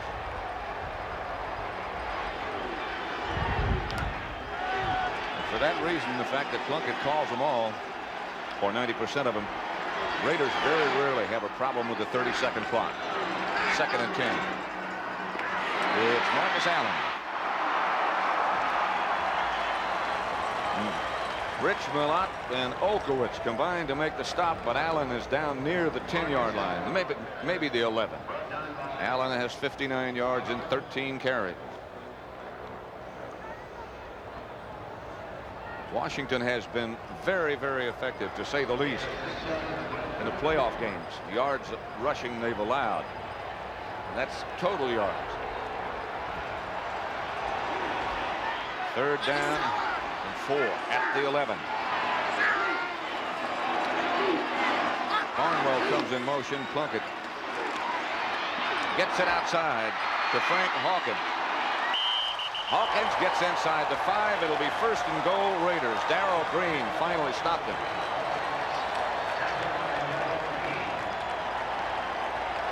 Frank Hawkins went up and thanked his left tackle, Bruce Davis. It looked like someone was coming on Hawkins, and I think Davis came up in front and protected him. And Hawkins said, "Thank you, I appreciate that." Davis is big enough to thank you and help you. Plunkett looks downfield. He doesn't have anything. Boom, he just throws it out here to Hawkins, and he's in a good position to pick up a 1st down. Here comes Davis to help out. So thanks, you need that help when you're down there. 1st and goal from the 5. Plunkett will go to work this way. A little confusion on the pattern. It was intended for Christensen. He and Barnwell crossed and nothing opened. I think Christensen was double covered down there, and he didn't know whether to go in or out. It was one of those option things. You know, if the guy's outside, I go in, he's in, I go out. And I don't know what you do when you have that pass and you have a guy inside and outside. What do you do then? Nothing. Well, you squat. That's why they call that pattern squat. 2nd and 5. 2nd and goal from the 5. Marcus Allen. Raiders in the end zone. Touchdown, Marcus.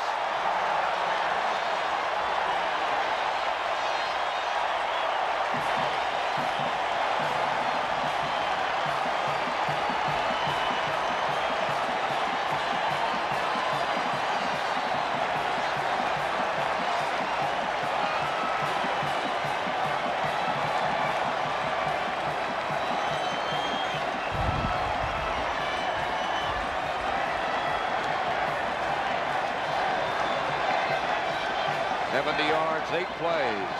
Bar the extra point attempt. He's perfect. 7:06 left to play in the third quarter. There's Marcus Allen, and he's doing what he does best, cut back. This is what he did at SC. What? He's coming out here, he sees the defense starts to spring out, so he just stops and cuts right back against the grain.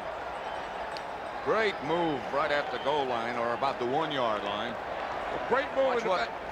Watch here, you see what he's doing? He's keying right here on Olkowitz. Now watch, Olkowitz will start out here. Allen starts here, sees Olkowitz over here, he just stops and runs right back here. Watch that, he starts out to the right like he's going off tackle.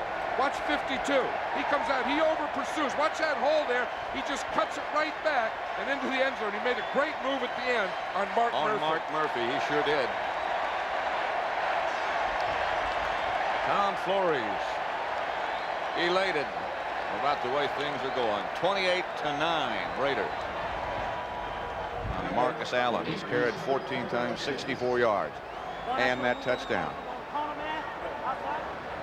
You know, that last touchdown, he was telling us the other day, he said he doesn't like to watch film because it never looks the same out there as it does on film.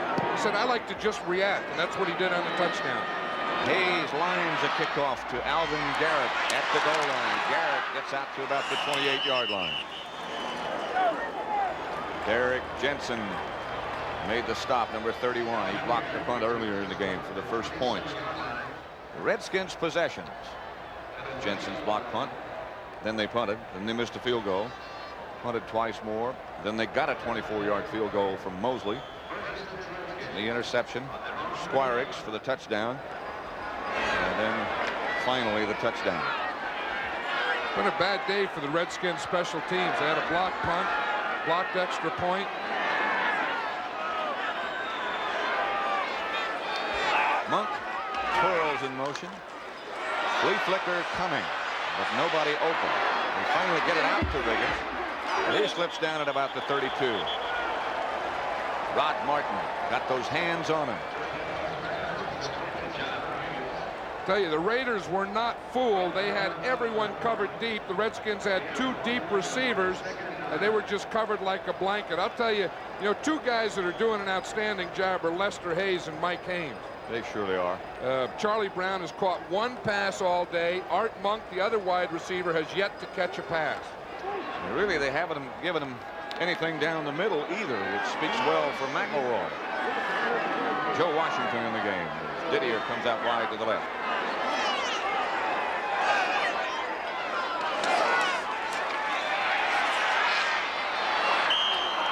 Brown, the intended receiver. Ball just sailed high over his head. Looks like Joe Theismann's getting a little frustrated here. You try everything. You try running, passing to different people, and you get that coverage. That Raider coverage is like a blanket.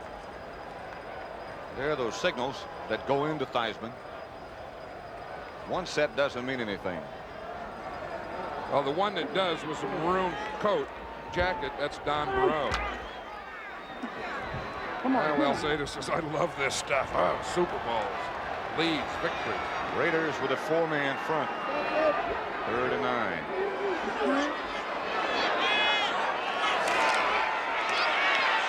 Theismann going deep, intended for Monk. Monk broke inside, but there's a flag down. Theismann led him to the outside. It's a holding penalty against the Redskins.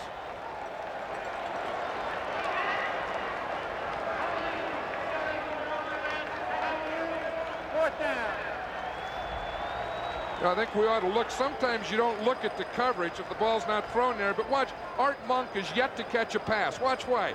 Lester Hayes is on him. He's on him like a blanket. He hits him there, hits him. Look, Art Monk just stopped. The ball was thrown over. I'll tell you, Joe Theismann's frustrated, but so are his receivers. They just can't get open. Hayes back to punt. 6:40 left to play in the 3rd quarter. Greg Pruitt stands back to the Raider 30. He's a dangerous return guy. Very sure hand. Has been up till now. Jeff Hayes hangs it high. Pruitt signals for the fair catch, and very good hands indeed. 42-yard punt. No return, so the net is 42.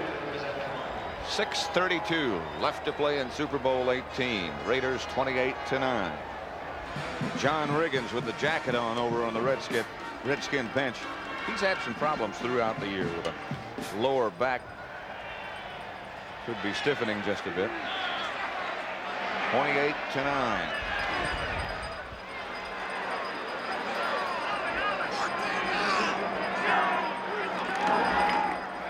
This is Marcus Allen again, spinning up the middle and getting good yardage when he didn't have much to begin with. Ken Coffey made the stop.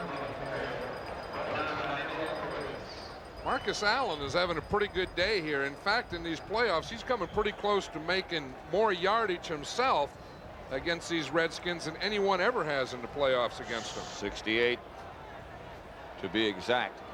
They've held everybody down rushing except Marcus Allen. But I'll tell you, those 2 guards, Charlie Hanna, Mickey Marvin, along with the center Dave Dalby, doing a good job of blocking that middle for him too. 2nd and 6, and Plunkett fakes to him this time. Now Marcus just sort of lost himself in the middle. Plunkett got the ball to him. Chased out of bounds by Vernon Dean and Darrell Green with an assist from Olkowitz. 12-yard gain and a Raider first down. Watch this play. It's a fake into the middle. You see he fakes here to Allen. And now Plunkett bootlegs out, and we see Allen just kind of stops. Then he'll start in here across. See, here he comes right there underneath. So they got him lost in there with the fake. Then they say it's a fake. Then the linebackers run. Then Allen starts in. Not bad. Raider first down, their own 44. Clock running. Clock stopped, rather. 5:46 left third quarter. Plunkett has time to go deep. Headed for Barnwell and just barely out of his reach. Darrell Green, the defender. I'll tell you one thing about the Raiders. No matter if they're behind or ahead, they're always going to take those deep shots on you. That way they can never tighten up on you. Looks like Darrell Green may have had that right arm in there a little early. Pretty good coverage, so it was step for step. That leaves Plunkett 14 out of 21 for 154 yards and a 1 touchdown to Branch.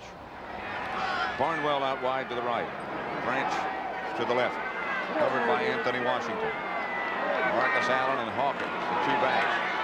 Plunkett going for Christensen. Just couldn't quite make enough of an adjustment. He had a step. Olkewicz with a rush on Plunkett. Olkewicz was on a blitz. Plunkett had to throw it a little sooner than he wanted to. Watch right here, coming right up the middle. See Olkewicz there? Plunkett sees it or feels it and says, I better get rid of this thing. He threw it a little longer and a little sooner than he wanted. He never did see the result, though, did he? No. He shook his head and he said, who's supposed to block that guy? That's a middle linebacker. It's a center. That's supposed to block him. Yep. Third down conversions haven't been all that good, but the score is pretty good. 28-9, Raiders leading. Plunkett back again to throw. And here's another blitz. Plunkett saw it coming this time. It was Murray Coleman. And that's the second sack of Plunkett.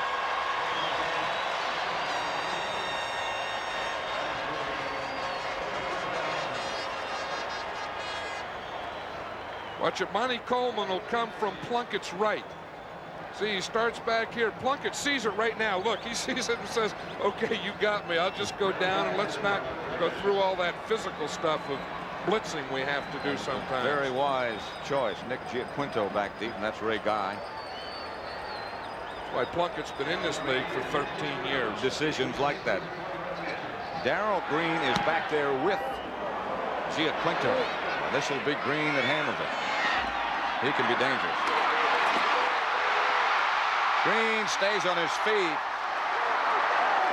Knocked out of bounds by Todd Christensen.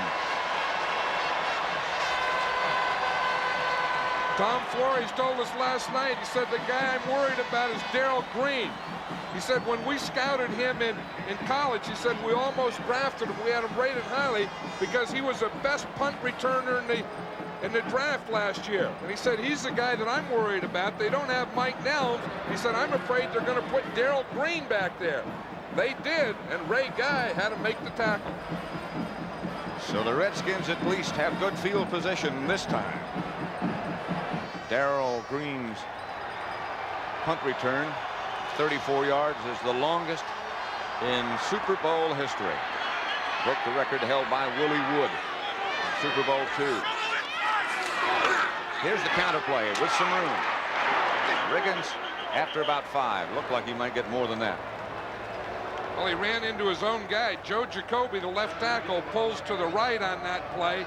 Riggins was right in behind him, trying to make a move off of him, and he ran into him. Let's see what happens on the run. Here's Art Monk out here on Lester Hayes again.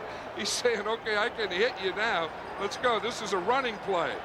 Lester's saying, no, I just cover you on the pass. I don't get involved in that run. Here's Riggins again. Trying to cut back, and it's Reggie Kinlaw who stops the cutback. Riggins hasn't had many lanes.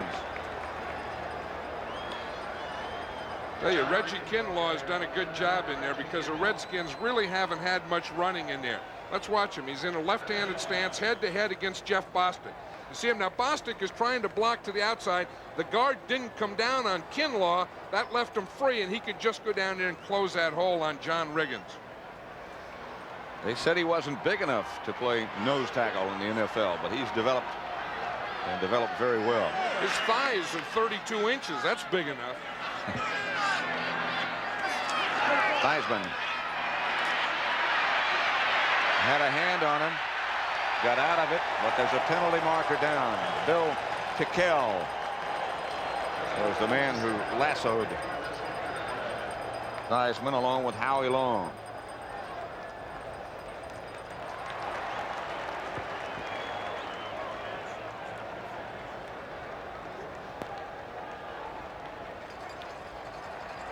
Illegal motion, 74 offense, penalty refused, 4th down. That's against George Stark. See, there's one. You see, he moved a little early, 74.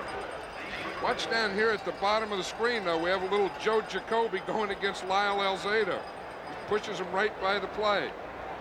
There's Long Howie chasing. Long. Almost had him. He said, come on back here. Greg Pruitt back deep one more time, and Jeff Hayes to punt. High kick. Pruitt coming up, warning his teammates that the ball's bouncing back in the other direction. Now it rolls down. Is down by the Redskins by Pete Cronin at the Raider 13, a 33-yard punt. Raiders 28, Washington 9. We're in the 3rd quarter. 3 minutes, 18 seconds left to play in that 3rd quarter. Raiders operate from deep in their own territory. This is the deepest they've had to begin from. Nothing doing here. Kenny King, the ball carrier. Darrell Grant hurls him to the ground. Yeah, Darrell Grant lost his helmet there. He was checking his head to see if everything was okay. Remember when he first started with the Redskins, the first day he was in a rookie camp, he was in there lifting weights, and some guy whapped him in the head with a weight, cut his head open. Right. He had to have stitches in his head. He goes out, practices with the stitches in his head, comes back in, leaves his helmet on, and continues lifting weight. Joe Gibbs said, at that moment, I knew he was going to make our team. He stopped King for no gain. Plunkett moves Marcus Allen, and he drops to throw. Intended for Branch, and Branch came up with it, I believe.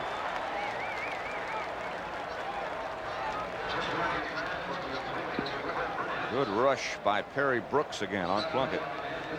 Cliff Branch is still talking to Anthony Washington out there. That's where you want to throw that out, though, is you want to throw it low and behind, and look what that does for Cliff Branch. Fred Biletnikoff was the all-time reception leader in postseason with 70. Cliff Branch has gone ahead with 72 receptions now. Cliff has caught 5 today for 85 yards. Marcus Allen over the top for the 1st down. Boy, does he accelerate.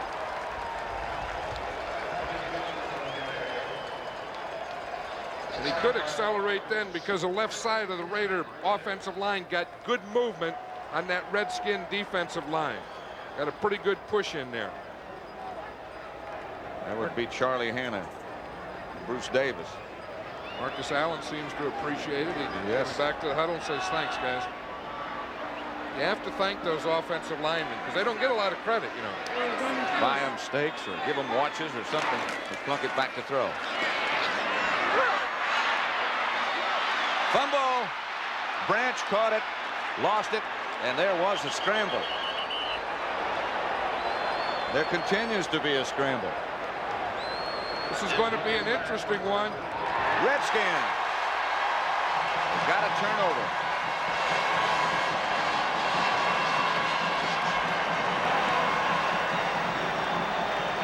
The 2nd Raider turnover. After the fumble, one of the Redskins came in and had a chance to recover, but he tried to pick it up. Watch here. It's a hook in front of Washington. Grant starts to move. Washington comes in from behind, and he takes that right hand, knocks the ball out. It was Ken Coffey tried to pick it up and run with it. He fumbled it again, but the Redskins got it back. Look at all those bodies. Boom, boom, boom. Ah, I got it. Anthony Washington made the recovery, and the Redskins have it 1st and 10 at the Raider 36. Charlie Brown out wide to the left. Theismann fakes, looking. Clint Didier comes up with a whale of a catch in front of Mike Davis. That was good coverage by Mike Davis, but again, Joe Theismann still has to be frustrated because about the only guy he can find open downfield at all is Clint Didier. They've taken Art Monk out, they've taken Charlie Brown out, and they're close to taking Didier out because Mike Davis is pretty tight here. Watch him, he's really there. He sees the ball, he just gets that arm in there and goes right by it. 2nd down and 4. Monk in motion. He still hadn't caught a ball. Give to Riggins. Riggins didn't get the first down. Alzado and Long and Millen fill the hole quickly. I tell you, and part of that frustration is being caused by that Raider front 7. 3 linemen and the 4 linebackers because the Redskins have the hogs. But I'll tell you, these Raiders, they have their own guys there. They're really taking them on pretty good. You see Howie Long on that play? He just stood up George Stark, threw him to the side, and came in and made that tackle. Then his buddy, Lyle Alzado, comes from the other side. There's Howie Long's wife, Diane. There's Howie Long. Joe Washington in the Redskin backfield. They need a couple for a first down. The give is to Washington. I don't think he got it. Jack Squirek, who scored a touchdown. They got to go for this one. Here comes Riggins with the short yardage group. Jack Squirek's come up with a couple big plays. Yeah. That interception, that play. Redskins will go with 3 tight ends. This is a similar situation to the long one. You recall he broke against Miami in last year's Super Bowl. They start crowding on short yardage. If he gets into the secondary, the Diesel can still go. Yep, they'll run Riggins, and they'll probably run him to the left. Didier comes in that direction. Riggins surged at the last second. It's going to be very close. Rod Martin came up and got those arms on the Raiders. Are sure they stopped him. I'm not that sure yet. Yeah, I'm about as sure as you can be because there wasn't much of a surge there. Rod Martin just held up his side, and Mike Davis got up in there. I would be surprised if this is a first down. It doesn't look like it is from here. Look at Rod Martin. He doesn't want to get up. He wants to hold that spot that he made the play in.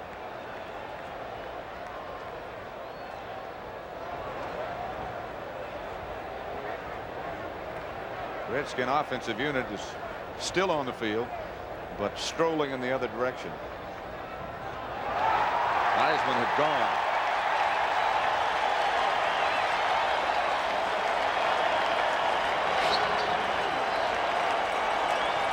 I'll tell you, let's watch that. Now watch Rod Martin here. He's number 53 against 88. Rick Walker, watch. He just stands him up there. Watch. The hands comes out. No movement there. Boom, he's square into Riggins, and he stops that first down. He told me, he said, Ricky Walker's not going to block me. He said he played at UCLA. He said he didn't block me in college, and he won't block me in the Super Bowl. And Rod was right on that play.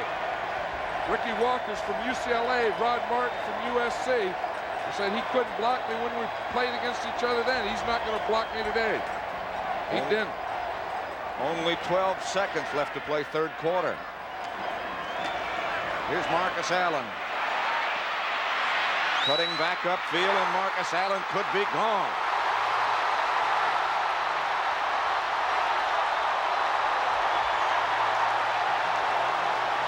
"74 yards for Marcus Allen. And the Raiders are starting to shove this one in the winners column.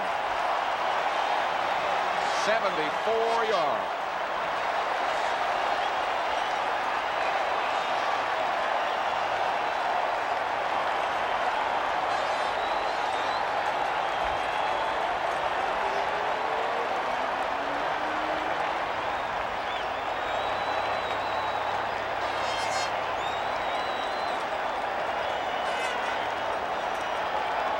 You just witnessed the longest run in Super Bowl history from scrimmage by Marcus Allen on a broken play. The record had been held by Tom Matty. It was 58 yards in Super Bowl III. A busted play takes a special kind of individual for that kind of an effort.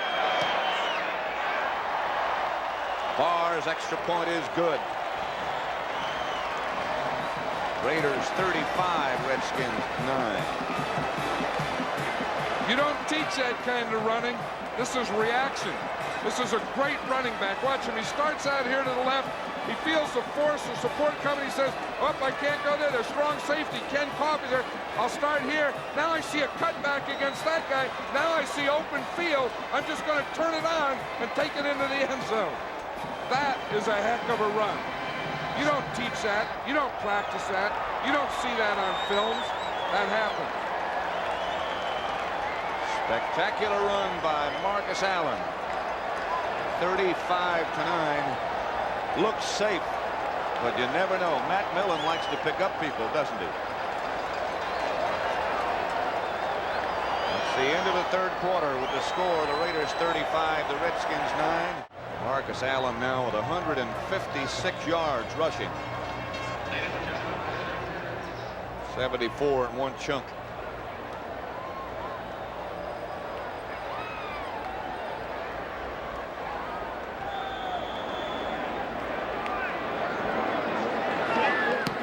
Kicks it off high and short. Alvin Garrett. Not much doing. Marcus Allen. 74-yard run for a touchdown. A new Super Bowl record. You have to like that. He says, what's going on? And he gives a little wink. Watch the run again. He starts out here to the left. Now the strong safety, Ken Coffey, comes up. He sees him. Now watch right here the burst that he makes right here. He just bursts right by those Redskins, and then it's all the way. You know, you talk about that burst, that explosion, that power. That's where he turned it on. Redskins first down. This is Art Monk's first catch of the day. Van McElroy stopped it. Lester Hayes is really upset. He wanted a shutout. He knew that. I think he may have slipped a little on that one. He looked like he went down because when Monk caught the ball, Lester Hayes was down in front of him. Let's watch it here. Here's Monk. He's going to come down towards us now. He'll run an inside pattern. Now watch as he makes a little move right there. See, Lester Hayes falls right there. Boom, the ball's there. And the safety, Van McElroy, gets over and makes a tackle. First down, Redskins midfield.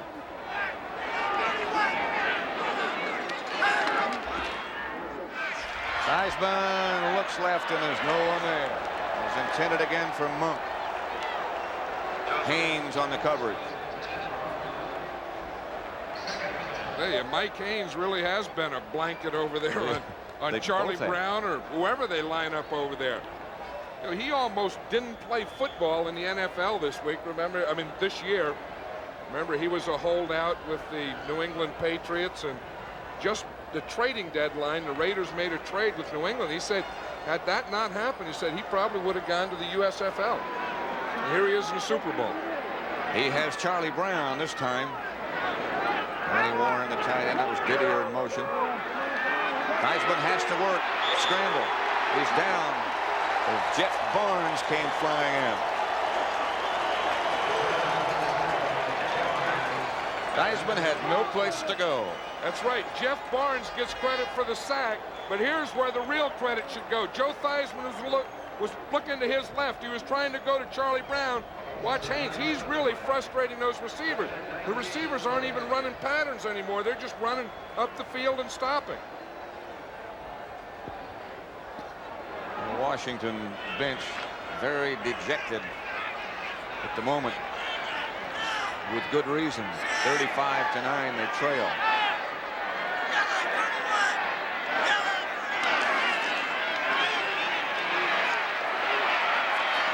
Theismann fires, and it's incomplete. Charlie Brown, the intended receiver. The Redskins really put a lick on Lyle Alzado as Theismann rolled out to his left, but they can't find anything. Now this defense has really done a job. Watch Howie Long here on Jeff Boston. Howie Long is the best pass rusher of the Raiders. So they move him up and down the line on passing downs. They put him over the guy that they think he can beat. In this case, they put him over the center, Jeff Boston. So the Redskins will have to punt. Greg Pruitt will be back for the Raiders, standing at his own 20. Redskins have tied the record, Super Bowl record, for the most. The Raiders, I'm sorry, not the Redskins. Hayes kicked off the side of his foot and out of bounds. What I was starting to say was 35 points is the most that ever been scored in a Super Bowl. 28-yard punt by Hayes.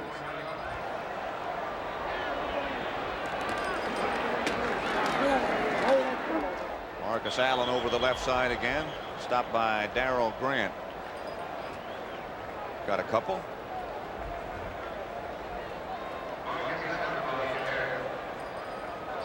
Here is what mainly Marcus Allen is doing to the Washington defense. He has gotten more than any other team against the Redskin defense in the last 7 playoff games. He's also scored twice.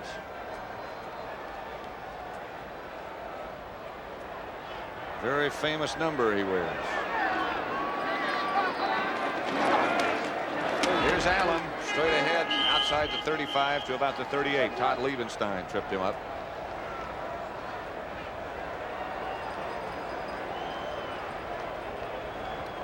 Marcus has been in 3 playoff games now this year.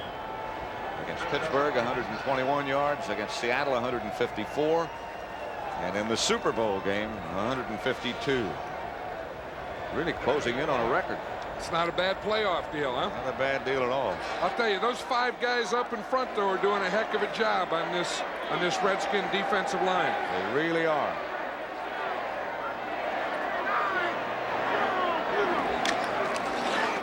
This is Allen. This is Hawkins. Sorry. Allen was the blocker in front of him. Marcus doesn't think they got the first down. Those 5 guys you're talking about would be Henry Lawrence, Mickey Marvin, Dave Dalby, Charlie Hanna, and Bruce Davis.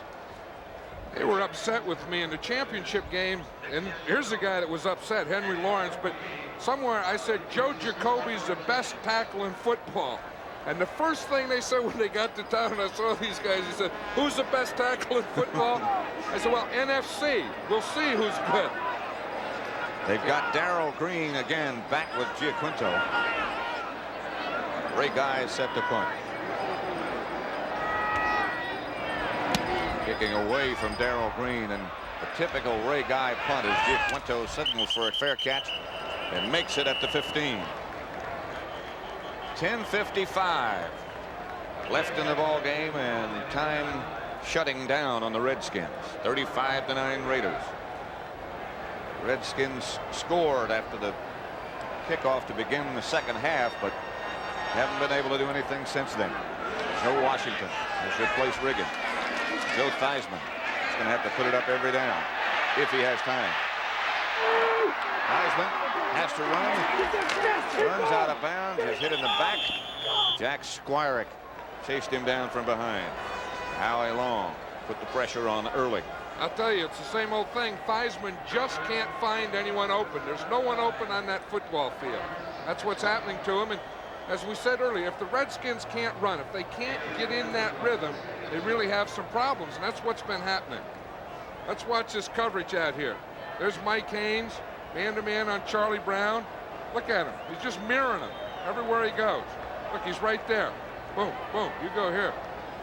I'll tell you, that's something. That's tough on a quarterback. Really? Lester Hayes was shaken up on the last play. Here's Joe Washington. He may or may not have gotten the first down. Jeff Barnes on the stop. That's the Washington offense in '83 in the regular season.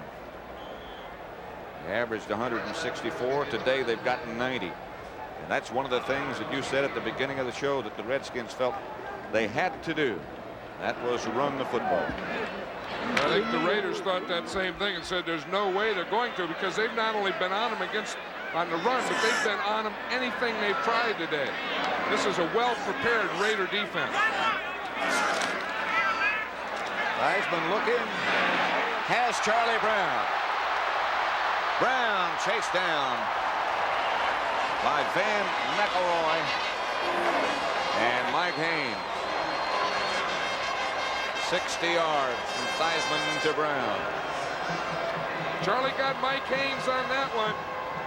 Watch him here. He does a move right here.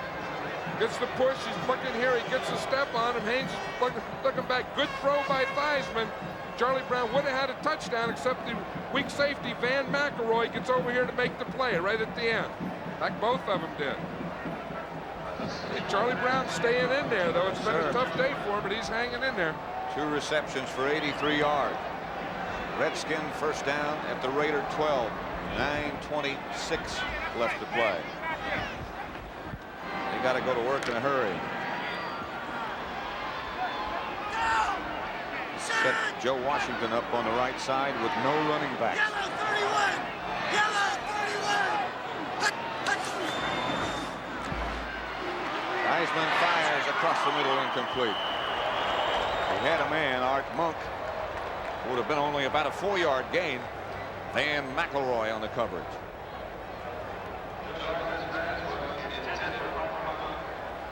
Theismann has had a frustrating day. I think a lot of it starts again, without being able to run. Now, whether John Riggins, that cold that he had, that congestion, whether that bothered him or not, or whether it's just all this Raider defense, they just could never establish that run. Lester Hayes has a cramp. Just saw him a minute ago trying to loosen it up. Yellow 31! Yellow 31! Mark May dropped off the line too quickly. Number 73. Goal start, 73 offense. It's been the kind of a day it is all day.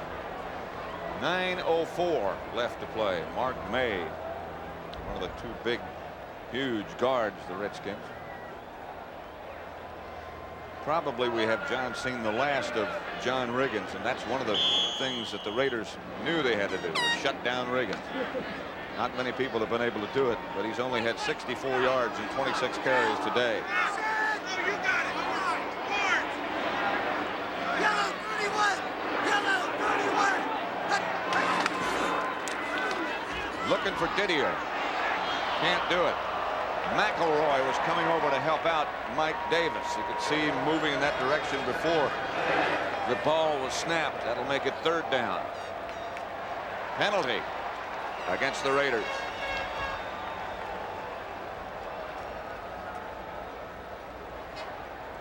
That's an unnecessary roughness. Looks like the flag is in the Redskin backfield. Wonder if that was against the quarterback, roughing the quarterback. Personal foul, 61 defense, a late hit on the quarterback. First down.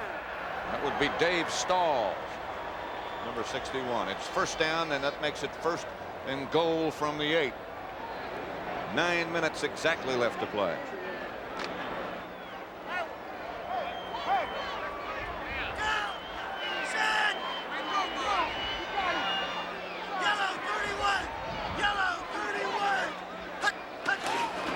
Comes the blitz. There goes the ball. Raiders have it. Now they still scramble. 5 sacks. That was Mike Davis, who came from the outside. Rod Martin made the recovery.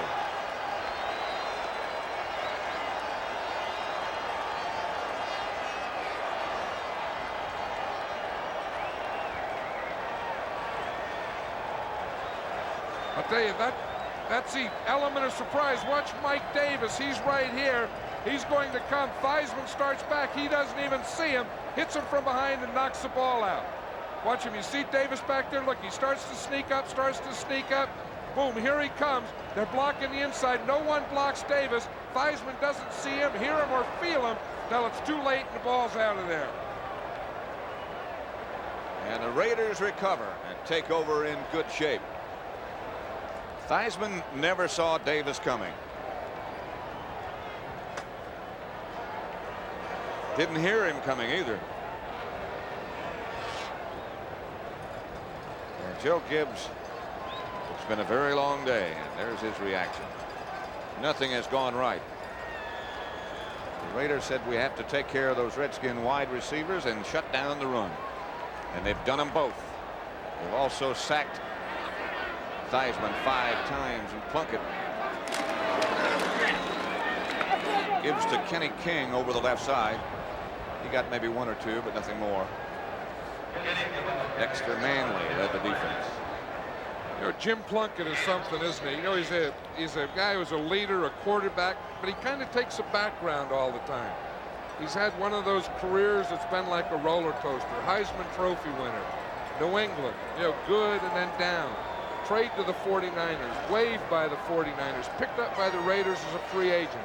Sat on the bench, started, bench, and throughout it all, the guy just keeps ending up on top.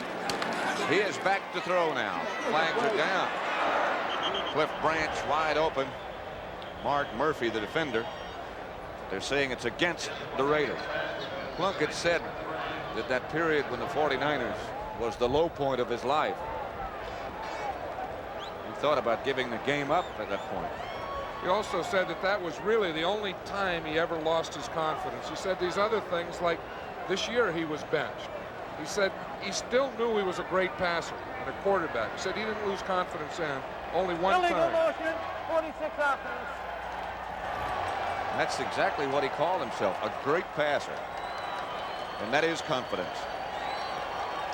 No, and he is. I think you kind of picture Jim Plunkett sometimes as a Billy Kilmer, but he's really not that type of guy. I mean, you know, Kilmer could get the job done, whatever it took. Plunkett can too, but he could throw some bullets. A little different motion, but he sure gets it there. Greg Pruitt has replaced Marcus Allen. That was Pruitt with the ball, stopped by Monty Coleman. I wonder if we've seen the last of Marcus Allen. Well, I think 2 things. I think Coach Tom Flores, one, figures that Marcus Allen did a great day's work, and the other, he'd like to get Greg Pruitt in there. You know, he's coming to the end of his career, and it's his first Super Bowl, and you know, sometimes you wonder if you'll ever get in one of those. 11-year career, a great career, and he wants to get him and let him have this day too. 11 years is a long time for a running back.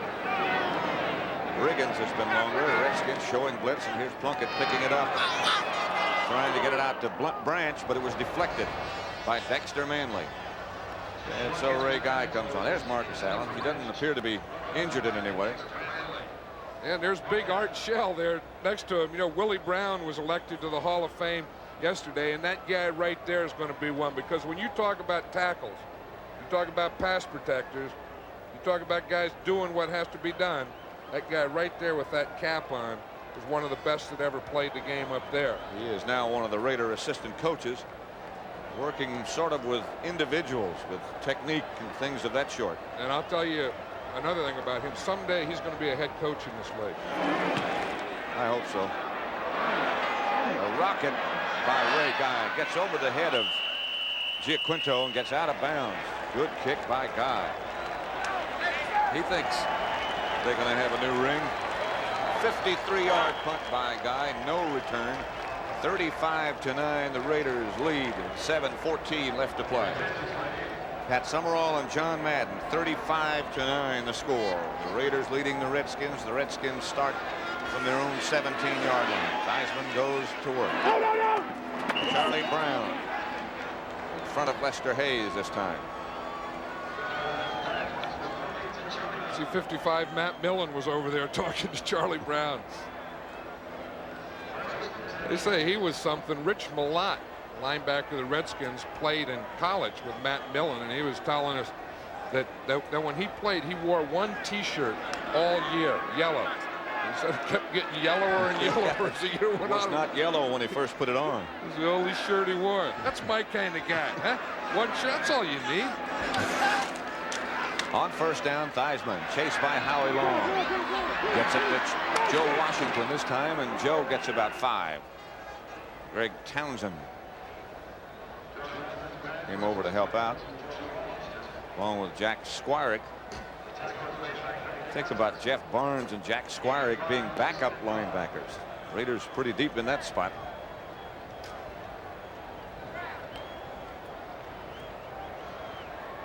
Tom Flores really is impressive with his demeanor. Very calm. The first quarterback the Raiders ever had, right? Well, I'll tell you, he was a great quarterback, and he was a heck of an assistant because of that calmness, and those same traits make him one of the best coaches in the game today. Picked off by Haynes, intended for Monk. Typical of the kind of game he's had and the frustration of Theismann. Second interception of the day. Jack Squirek really put a rush on Thiessmann. I think, like you said, I think that did typify the whole day. Tight coverage, man-to-man coverage. Wherever he goes, I go. Watch, he comes off, he tries to make a move there. Doesn't do anything to Mike Haynes. He's right there, step for step. Look, step for step with him. Ball goes up, he goes up, gets the interception. I don't know that I've ever seen such coverage on wide receivers as we've seen today. I would agree with you. There was some consideration early in his career of making Mike Haynes a wide receiver. It looks like it would have worked. Here's Marcus Allen. Allen cuts back again. Marcus Allen to the 30. Finally out of bounds at the 19-yard line by Anthony Washington. What a day he's had. I'll tell you, I have never seen anyone run against the Redskins like this. It looks like now they're in a position that there's not a lot of people out there as anxious to tackle. But Marcus Allen, look at him. He jumps over a guy, misses a guy there, missed there. He has them all just flat-footed. He's just running by him and around him in every way you can. Cliff Branch, he's still going, trying to make a block out there. This is a new Super Bowl record. 20 carries, 100 and...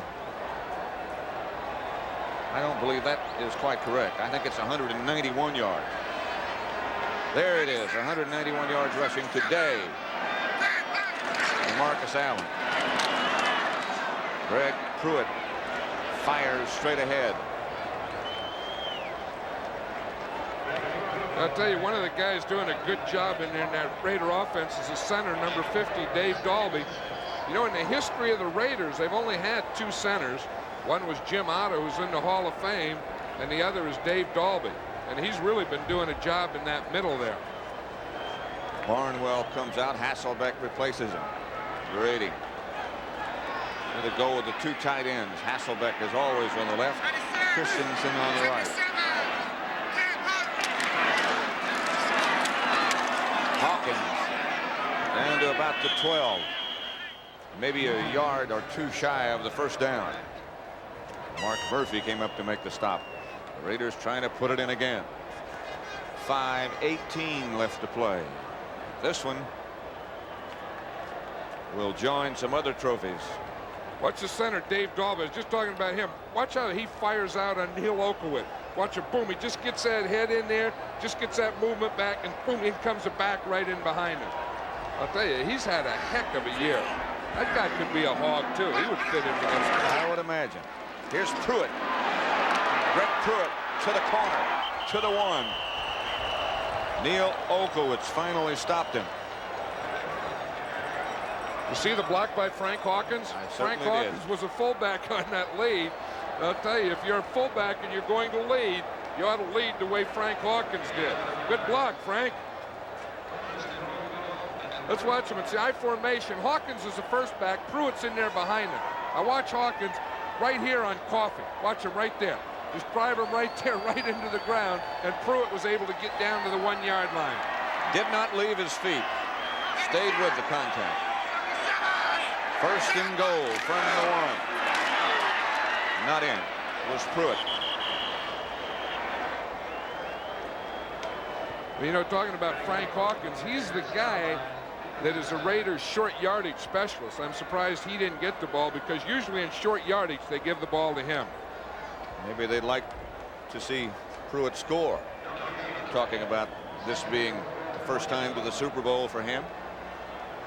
He'd like to have his name in that book. Lester Hayes.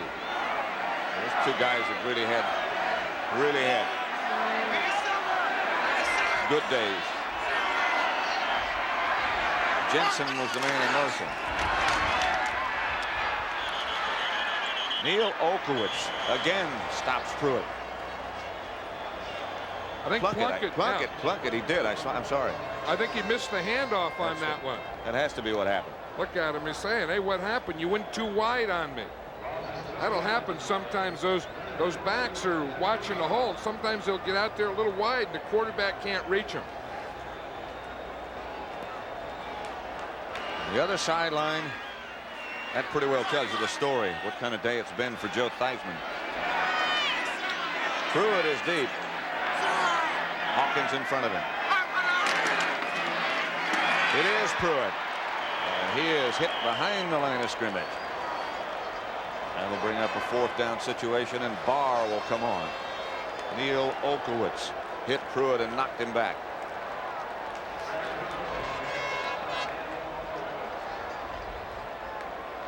Well, out of 15, his career playoff record.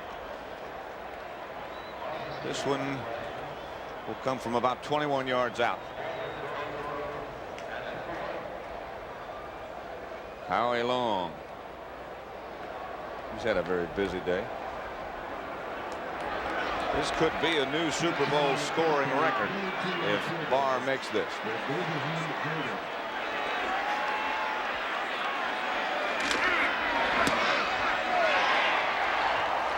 And he does from 21 yards out, and that makes it 38-9.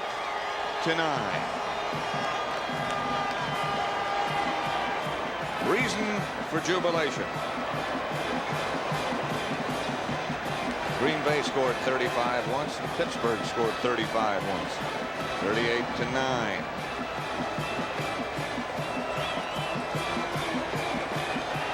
Jam Plunkett. So very happy. Will make it an easy trip back to California. Al Davis sitting up in the press box, managing general partner, the Los Angeles Raiders. What a successful career he's had in professional football. I'll tell you, through all the turmoil he's had there over the years and moving and everything, he just kept building a football team, and they're showing it here today. And they're young.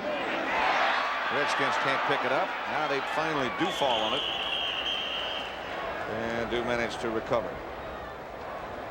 One of the up guys in the Redskin wedge, Lyle Alzado, has to be rewarding for him too, after so many people had said, well, he can't play anymore. Cleveland. Marcus Allen, what a day. He has broken John Riggins' Super Bowl rushing record, which was set last year. There's Thiessmann. There goes Thiessmann.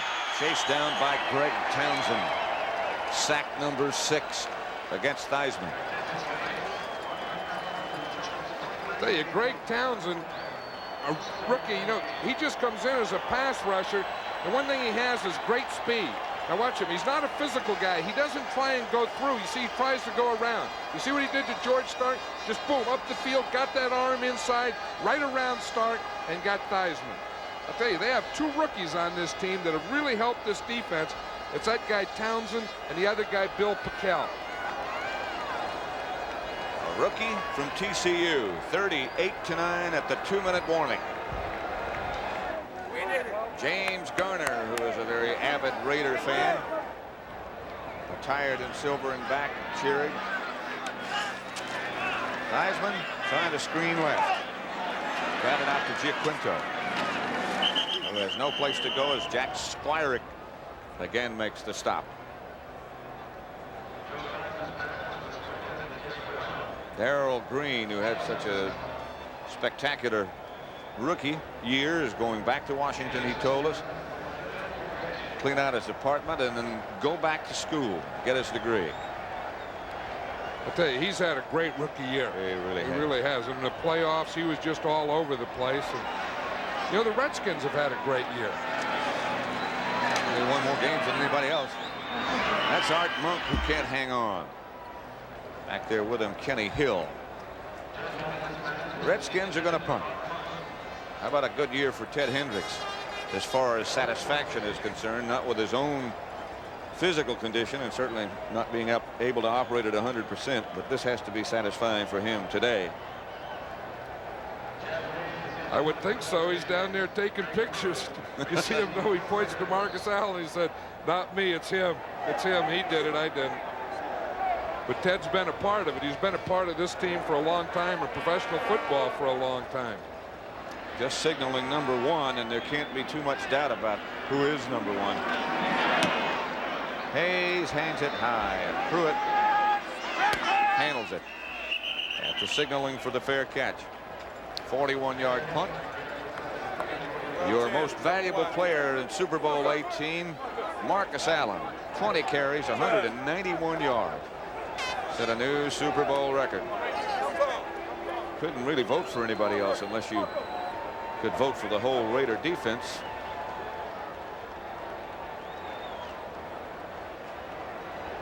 There's John Riggins. Tell you, there's a man. Tell you, he plays it the tough way. You know, he was telling us an interesting thing the other night. He said, you know, if we win, he said, I'm going to get out of that locker room. He said, there's no need for me to talk. But he said, if we lose, I'll stay there and talk. Mark Wilson is the quarterback. Go Chester. Gives off to Chester Willis behind the Hawkins blocking. On the other side of the field, dejection. That's Joe Jacoby going to the Pro Bowl, but can't be a very happy Pro Bowl. You're right. They did have a great year, the Redskins. Well, you know, they did. And the thing that's unfair about it is, you know, the Super Bowl, 3 hours ago, there's 2 teams in it. And they're, you know, the 2 top teams in football. One wins, and, you know, and they're the champions, and that's great. But sometimes they take it out a little too tough on the team that loses, because still they're the second best. I remember Bill Walsh saying that to us a couple of years ago, the 49er coach. Wilson gives to Hawkins. Hawkins just happy to hang on. Curtis Jordan made the stop. Number 18's about to be history. And the Lombardi Trophy will go to the Los Angeles Raiders. A very young team, but a super team.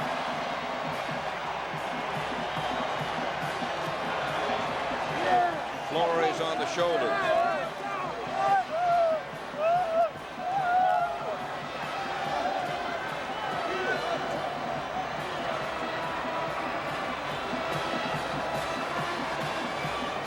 Largest margin of victory in a Super Bowl by 29 points, 38-9.